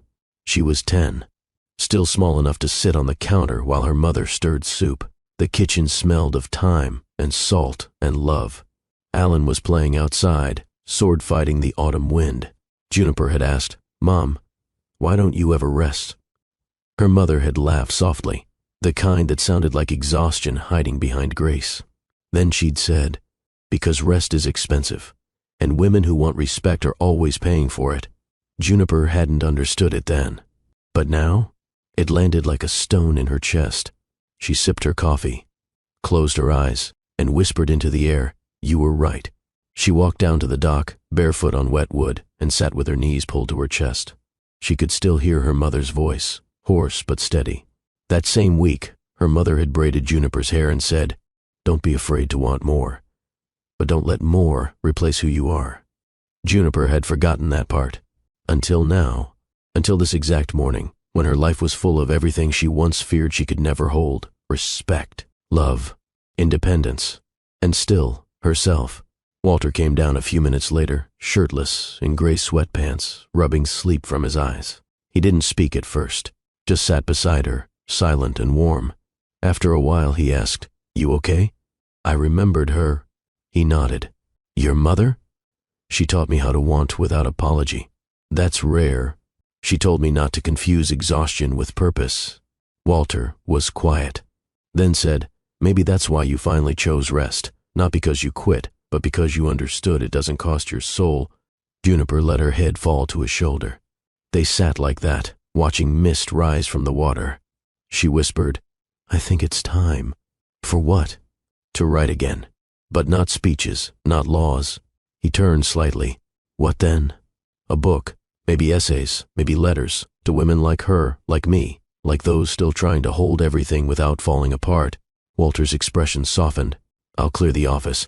Make it your writing room." She smiled. "Thank you." They rose from the dock. Back inside, she opened her journal and wrote 5 words on the first page. Rest is not retreat, it's revolution. The lake house had changed. Or maybe Juniper had. The walls now held paintings she'd picked during her last solo trip to Italy. The bookshelf no longer leaned from overstuffed files. It now held poetry, essays, old journals. And in the far corner, a writing desk. Simple, unadorned, sacred. It was early evening when Walter called her to the dock. He wore a navy blue sweater, dark jeans, barefoot like always. Juniper followed in silence, heart unsure of what this moment was supposed to be. But she trusted his silence now. He'd earned that. The air was cold enough to kiss the skin, but still. Stillness had always meant something different here. Tonight, it felt like breath before a beginning. Walter turned toward her. Not with urgency, with peace. "I've thought about this for a long time," he said quietly. "Every night since that first morning you walked out of my house wearing that oversized coat in your pride." Juniper tilted her head, lips curled slightly. "You mean my armor?" "I mean your sovereignty." She folded her arms. "And what do you want to do with that now?" He pulled something from his pocket. Not a box. Just a single band, thinner than before, hand-etched. He held it out with both palms, offering not possession, but promise. "This is not a proposal for power, Juniper." She blinked. He continued, "This isn't about last names. It isn't about rings. It isn't about legacy. I don't want to marry you for the boardrooms or the headlines." Juniper said nothing. Walter took a step closer. "I want to marry you because when I wake up beside you, I believe in goodness again." Silence. Then Juniper's voice, measured and soft. "What would it look like?" "No venue, no vows written by tradition, no titles, just us, a morning ceremony, barefoot. You can wear jeans if you want, or don't wear anything at all." She laughed, a low, surprised sound. "That's your pitch?" He smiled. "My vow is simple. I'll love you without needing you to shrink. I'll stay without ever needing to own." Juniper reached for the ring, turned it over. On the inside, in her own handwriting, engraved perfectly, were the words she once left in a note on his desk. "To be chosen, not kept." Her eyes widened. "You kept that paper?" "I memorized every loop of your script." She took a breath, not because she was unsure, but because she wanted to remember what it felt like to walk into love without fear. And for the first time in her life, she wasn't choosing safety. She was choosing presence. "I accept," she said softly. Walter exhaled, like he'd been holding that breath for years. She added, "But only if I get to marry you barefoot too." His grin was slow, reverent. "It's a deal." They kissed under the open sky.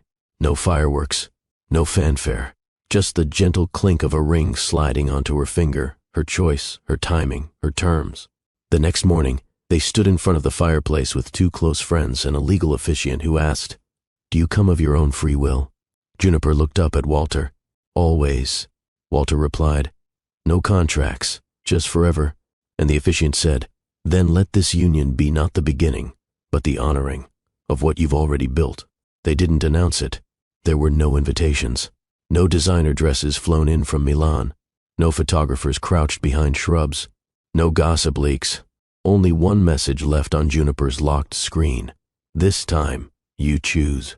The clearing was deep in the woods behind the lake house, a place only deer and silence knew. Juniper stood barefoot in soft grass, the hem of her linen slip brushing the earth. Walter waited by a low stone altar, one they'd stacked together days before with their hands, not contractors. A quiet circle of pine trees bore witness, and above them, the sky didn't roar, it listened. Juniper had carried her mother's scarf tied around her wrist. Walter wore no tie, no watch, just a simple white shirt, sleeves rolled to his elbows. They faced each other as if no time had passed between the day they were first bound by force and the day they now bound by freedom. I wrote something, Walter said, unfolding a page from his pocket. He paused, then crumpled it gently and let it fall. No, he said, I want to say it the real way. Juniper's eyebrows lifted, amused. He cleared his throat. I used to think love meant control, or at least security.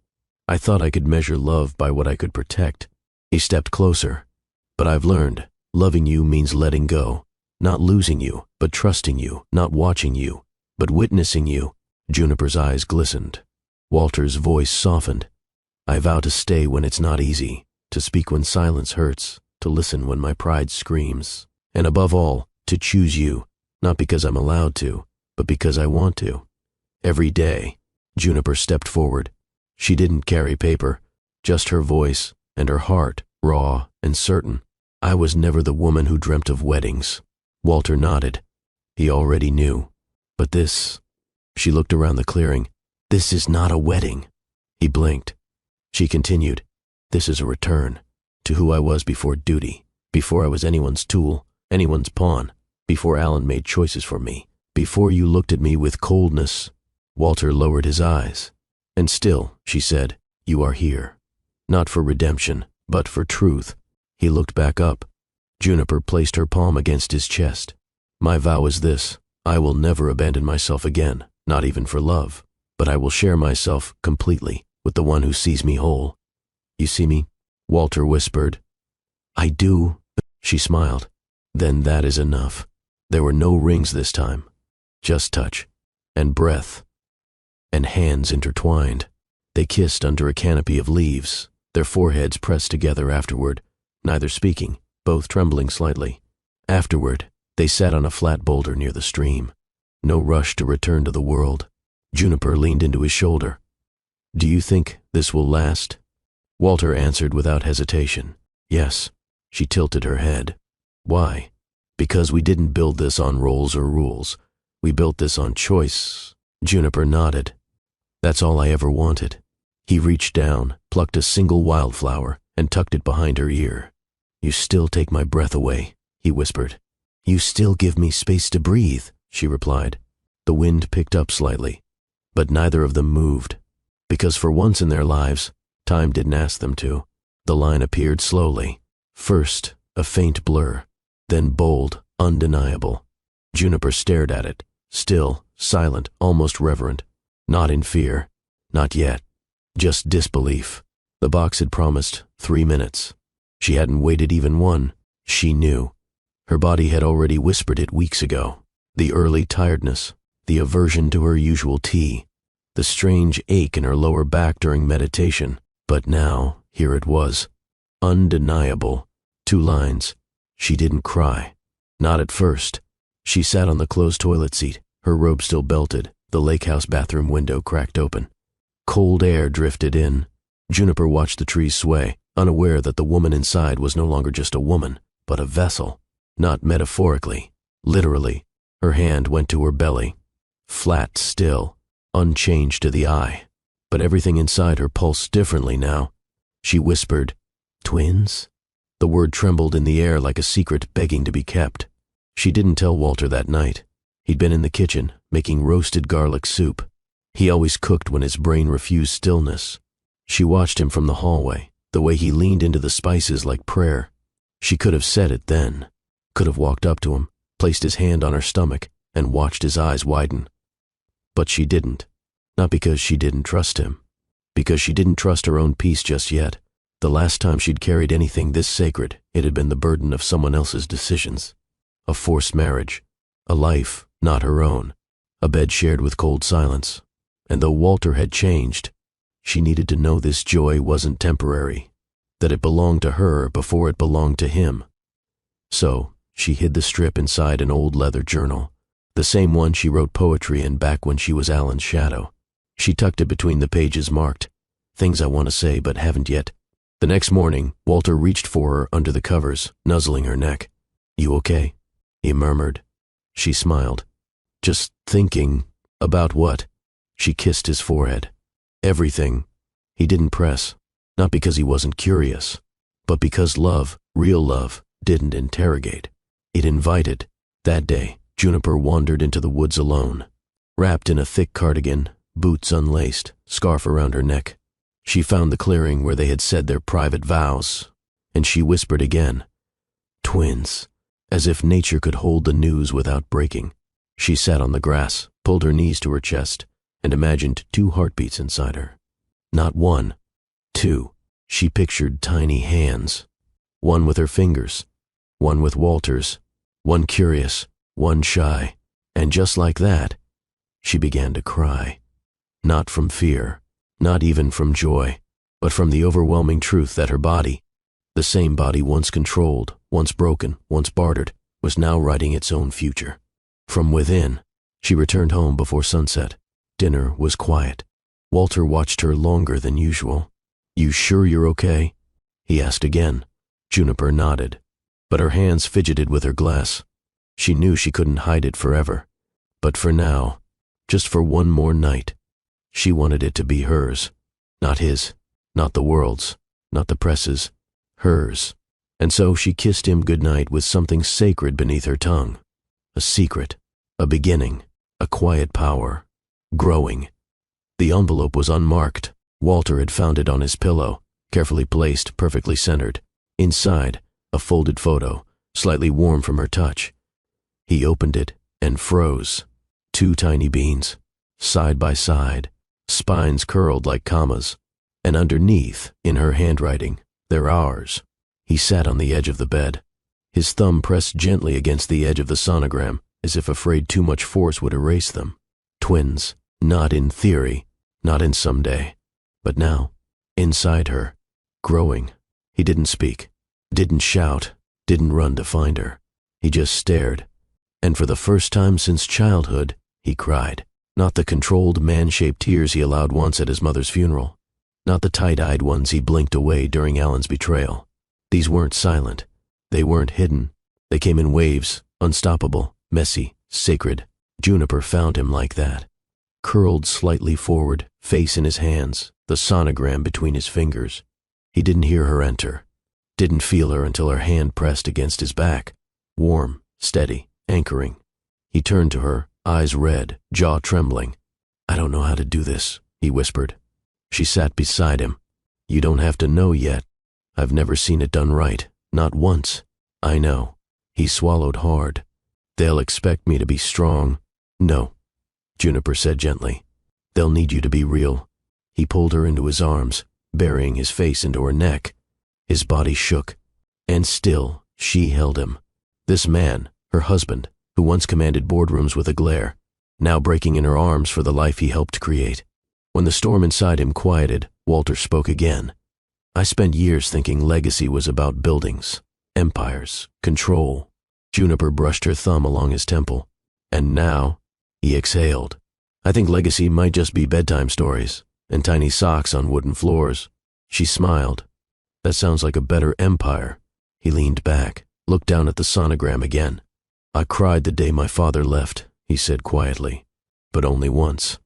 After that, I stopped letting myself feel." Juniper's fingers threaded with his.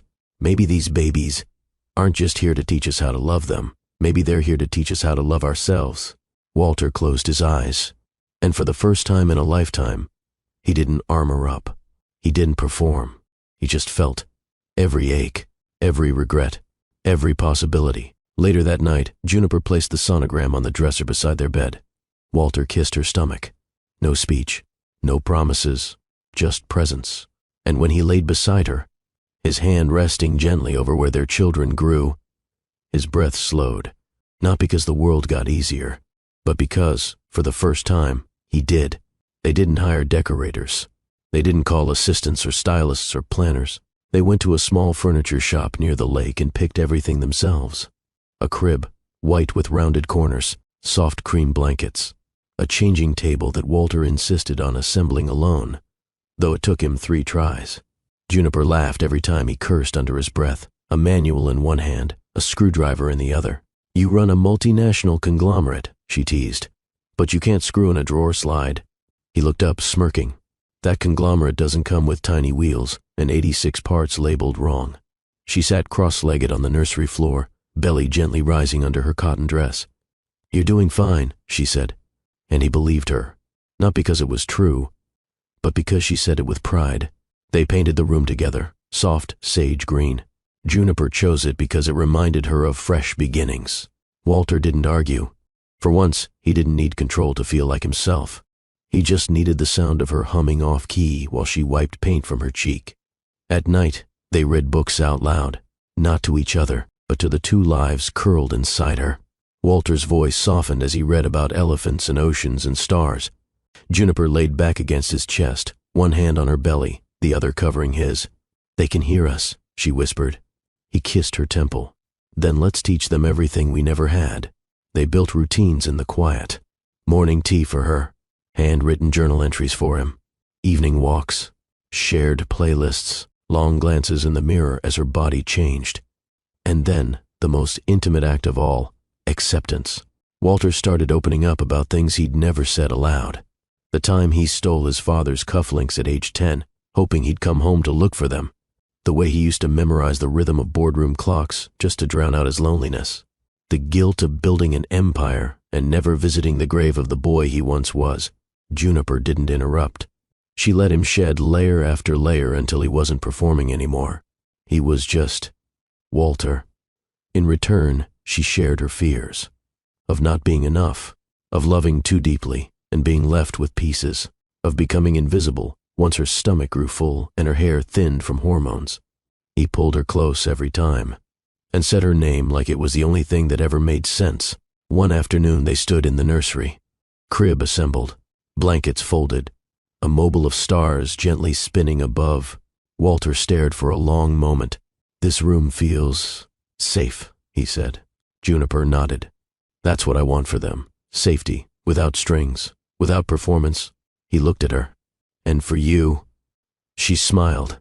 "I want the same." They didn't speak for a while. Just stood there, together, 2 people learning how to become more than survivors. Becoming parents, becoming home. That night, Juniper couldn't sleep. She reached for Walter's hand under the sheets, placed it on her belly. The babies moved. He blinked awake, startled. What was that? She grinned. "Welcome to the next 18 years. He chuckled, then grew quiet. "Do you think they'll love me?" Juniper leaned close, lips against his ear. "They already do." Silence settled. Soft, sacred. And then she whispered the words that melted everything left frozen in him. "You're not cold. You were just frozen." His eyes welled again. Not from pain. From thawing. From being seen. Fully. Finally. It started with a red envelope. Slipped under Walter's office door. No signature. No handwriting. Just a USB drive inside. Labeled, "Listen." Walter didn't flinch as he plugged it in. Juniper stood behind him, arms crossed, her body still but her pulse racing. The file opened with static. Then a voice. Alan's voice. "I told you I could get you everything. She trusts me. The entire blueprint is on his desk right now." A pause. Another voice, and the surveillance access. "Alan again. I need more time. But I've already slipped the intern a keycard. Don't worry. No one suspects a thing." The silence that followed was louder than the recording. Walter's jaw didn't clench. His hands didn't shake. But Juniper saw it in his eyes. The disappointment. The betrayal. Again. She walked out before Walter could speak. Didn't wait for an opinion or a strategy session. She just needed him. Her twin. The boy who once made shadow puppets on her ceiling when she couldn't sleep. The one who held her hand at their parents' funeral. The same boy who, somewhere along the way, forgot who he was. She found Alan in the old conservatory behind the estate, seated at the baby grand piano, tapping out the same 3 chords he always played when he was nervous. He turned as she entered. His face lit up, genuine for a second, until he saw her expression. And he knew. Juniper didn't shout, didn't cry. She sat beside him on the bench. "You were always better at piano," she said softly. Alan kept his gaze forward. "I don't know what you're talking about." She pulled out the flash drive and laid it on the keys. His fingers stopped moving. "I didn't want to hurt you," he said, voice low. "But you did.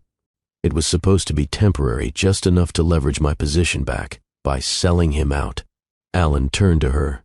"He was never good enough for you. Cold, controlling. You deserved better." Juniper leaned in. "No, Alan. I deserved honesty. And you, of all people, should have known that." He looked away, jaw tight. "I didn't think it would go this far. But it did. And now," Juniper handed him a small device. "A recorder. Clean. Empty. One chance," she said. "You make your own confession. To Walter, to the ethics committee, to the board." Alan's eyes flicked to it. "And if I don't?" She stood. "Then I let the system do what I refused to believe it would ever do to my brother." Alan held the recorder. It felt heavier than it should have. "Why are you giving me this chance?" Juniper's voice was steady. "Because the boy who played piano for me didn't disappear. He just lost his way." She paused, then added, "This is your map back." Later that night, she found Walter sitting alone in his office.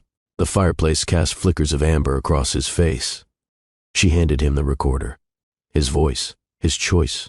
Walter didn't ask what she'd said to Alan. He just pressed play and listened. Alan's voice was clear this time. Not rehearsed, not manipulated. Just raw.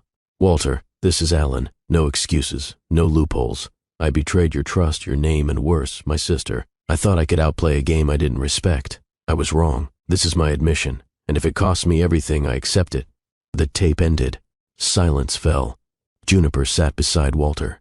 He didn't speak, but he reached for her hand and held it like a man who'd learned the price of trust. Walter didn't summon him to the boardroom, didn't call for legal counsel, didn't arrange bodyguards or press releases.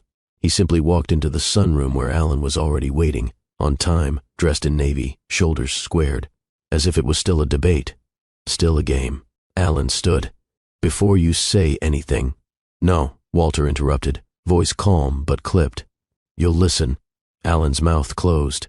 Walter circled once, slow, deliberate. This wasn't theater. This was war, quiet and devastating. "You didn't just leak files," Walter began. "You tampered with security, manipulated interns, lied to your sister, and exposed my private servers." Alan looked down. "I know." Walter's tone sharpened. "Then tell me, what part of that feels like love?" Silence. Just the hum of the fan and the steady click of Walter's shoes on the floor. "You think I took her from you?"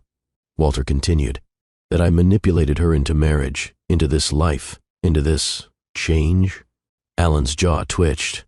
"I think you buried her." Walter stepped closer. "No. I woke her." Alan met his gaze now. Defiant, wounded. "She used to call me first. Tell me everything. Now I find out she's pregnant from a medical report forwarded to the estate lawyer." Walter nodded. "Because she finally has peace. That peace cost us." "It cost her everything," Walter snapped. "Her voice, her choices, her safety, and you were supposed to protect her." The pause between them felt infinite. And then, footsteps, bare, slow. Juniper entered, wearing one of Walter's oversized shirts, her hair pulled back, no makeup. All woman, all authority. "I said enough," she said. Both men turned. Neither spoke. "So she did. I love you both. But this war ends now. Not for your pride, not for your image, but for my children." She moved between them. Not fragile, not pleading, just resolved. "Alan, I know why you did it.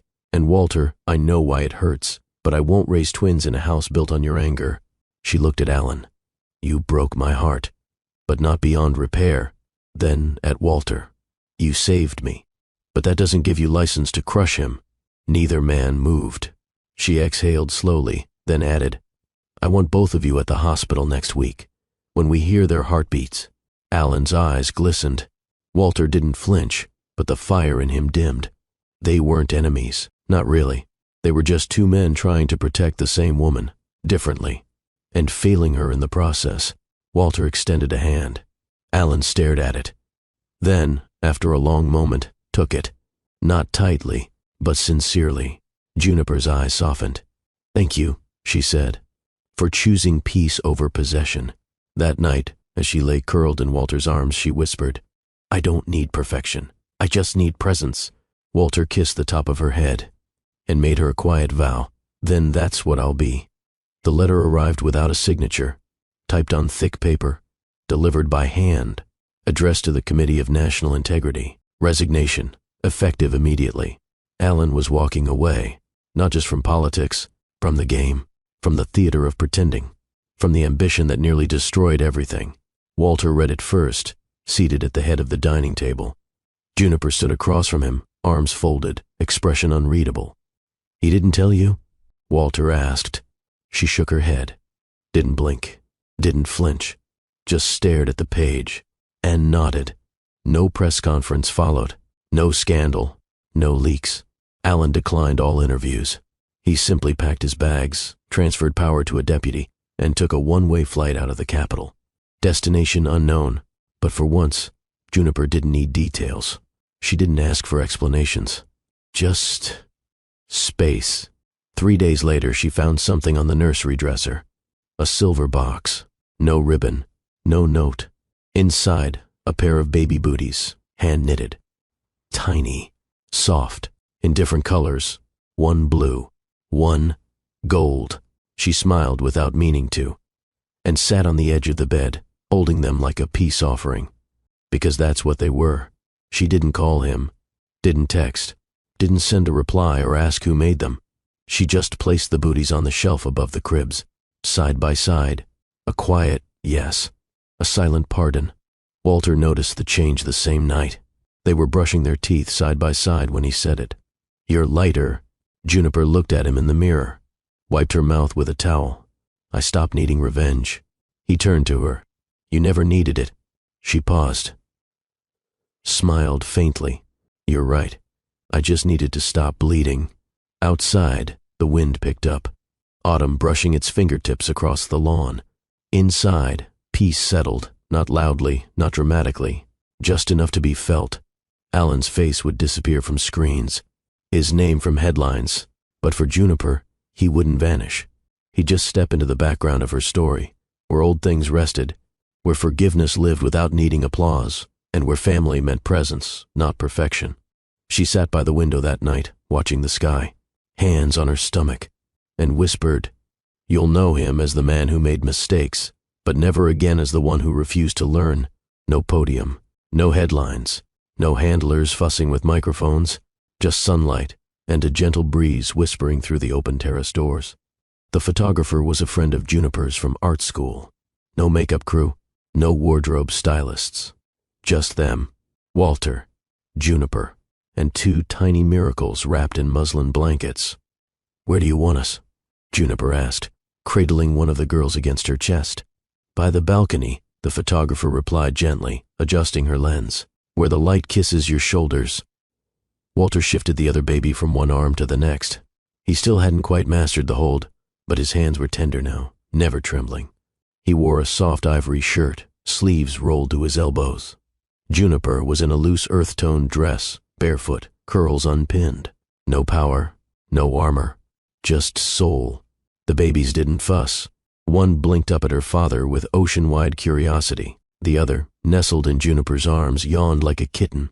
"Okay," the photographer whispered, stepping back. "Just be. No direction, no posing, no script." Juniper leaned into Walter's shoulder, resting her temple against him. He angled slightly toward her, forehead gently brushing hers. Between them, the twins. Anchors. Bridges. Proof. The shutter clicked.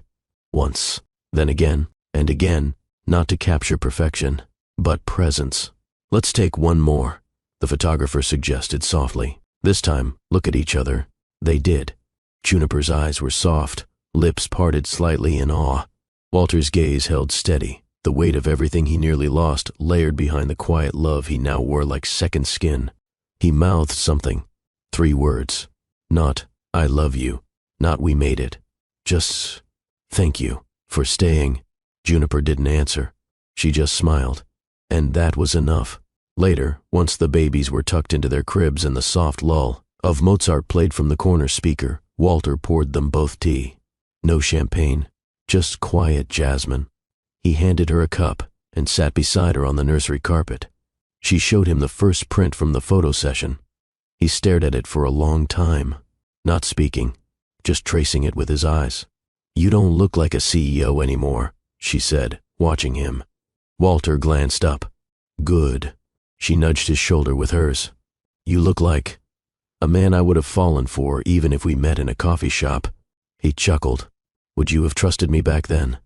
"No," she grinned. "But I would have stared." They leaned back against the nursery wall, shoulder to shoulder, bare feet touching the rug. Not rulers of empires, just 2 people who had survived everything and made something beautiful because they refused to let the cold win. The photo would never be published, never framed in gold. It would sit on a shelf above the baby's bookshelf, next to lullaby books and stuffed animals. And one day, when the girls asked, "Was Daddy always like this?" Juniper would show them the picture and say, "No." He became. It was the sound of small breathing that woke her. Not cries, not hunger, just the rhythmic rise and fall of 2 tiny chests beside her in the bassinet. Juniper sat up slowly, careful not to disturb them, and reached for the shawl draped across the chair. Walter was still asleep, one arm slung over his face, his other hand open. On her side of the bed, like he'd reached for her, even in his dreams. She smiled, then stood, and walked out onto the terrace. The sky was brushed with early gold. No photographers, no press vans, no policy briefings waiting on a desk. Just morning, and the afterglow of what they'd built, intentionally, imperfectly, honestly. She picked up her journal from the table beside the lounge chair, opened to the last page, and began to write. "They always ask me why I stayed, why I gave my heart to a man who once treated it like a contract clause, why I forgave a brother who brokered my hand like a bargaining chip. Here's why. Because love is only sacred when it's chosen. And I chose." Her handwriting was slower now, less rushed, every letter shaped with intention. She wrote about the moment she saw Walter cry for the first time at the sonogram. How his coldness was never cruelty, it was armor. How her warmth wasn't fragility, it was flame. She paused to sip her tea, then continued. It wasn't the mansion, or the apologies, or the second wedding. It was the way he kissed my forehead when I couldn't sleep. It was the way he didn't flinch when I called him out, and didn't run when I leaned in. It was the way we both chose to stay, even when staying felt like a risk. Behind her, Walter stirred. One of the babies let out a tiny whimper, but Juniper stayed seated, pen in hand, heart full. Legacy isn't money. It's how we teach our daughters that love isn't possession, it's permission. It's knowing they'll never have to be forced into anything. Not a contract, not a promise, not a silence. She drew a small heart at the bottom of the page, closed the journal, and turned. Walter stood in the doorway now, holding one of the twins, hair tousled, shirt half-buttoned. "You're already writing legacy letters?" he teased. Juniper stepped closer, kissed the baby's forehead. "No," she said softly. "I'm just remembering that staying is only beautiful when you could have walked away." Walter blinked and held her gaze. Then, "Thank you for walking toward me instead." They didn't need more vows, didn't need more ink. They had the sound of 2 babies breathing, the scent of jasmine, and the knowledge that every day moving forward would be a choice. And this time, it was theirs to make. The photo still sat on the fireplace mantel, framed in soft mahogany, no glass, just exposed texture, honest light. Walter cradled one baby, Juniper the other. No suits, no guards, no titles, just laughter. The twins had their eyes open in the shot, both wide and curious, as if even they could sense this was no ordinary moment. It wasn't. It was the day the war ended. Not a political war, a personal one. Inside the nursery, a small plaque had been hung beside the door. Chosen, not claimed. Walter carved it himself. Took him 2 nights. He hadn't told Juniper he was doing it. She found it the morning after their first family photo and cried without noise. Not because it was perfect, because it was true. The final chapter wasn't about triumph, not about winning back what was lost or proving the world wrong. It was about the quiet after, the silence that followed healing, the peace that came not from domination, but from laying down arms. That evening, Juniper sat in the rocker, both girls asleep, one in each crib, a blanket draped across her lap. Her fingers traced the spine of the journal she'd nearly finished, and she reflected, softly, inwardly. So many women are told to stay, so many men are told to fight, but love, real love, doesn't demand either. She thought back to the first contract, the one Alan drafted, the one Walter signed with cold efficiency, the one that should have ended her before she ever got to begin. And yet, here she was, no longer the pawn, no longer the peace offering, but the one who had the final word. And that word was, yes, I choose you. Because she did, not once, but every day since the cold man shed his armor, since the strategist learned to be soft, since the woman who had been traded found the strength to stay, for herself, not him. She had chosen love, but not blindly, not helplessly, not by default, deliberately. And that was the moral she wanted her daughters to grow up with. That love, when chosen freely, had power, but when forced, lost its name. The babies stirred lightly, but didn't wake. Walter passed by the hallway, glanced in, caught her eyes, and smiled. She nodded.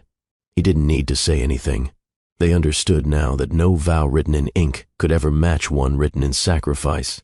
That was the story, not of politics, not of empire, but of surrender, because sometimes surrender wasn't weakness, it was the highest form of strength. And to those listening, to those watching, to the woman waiting for someone to choose her, to the man afraid to open up, to the child inside all of us wondering if love is ever truly safe, Juniper leaves you with this. Don't stay where you're bargained for. Don't force what should flow. Don't fear being alone more than you fear losing yourself, because the right love will not require your silence. It will require your truth. So choose it, freely, repeatedly, bravely.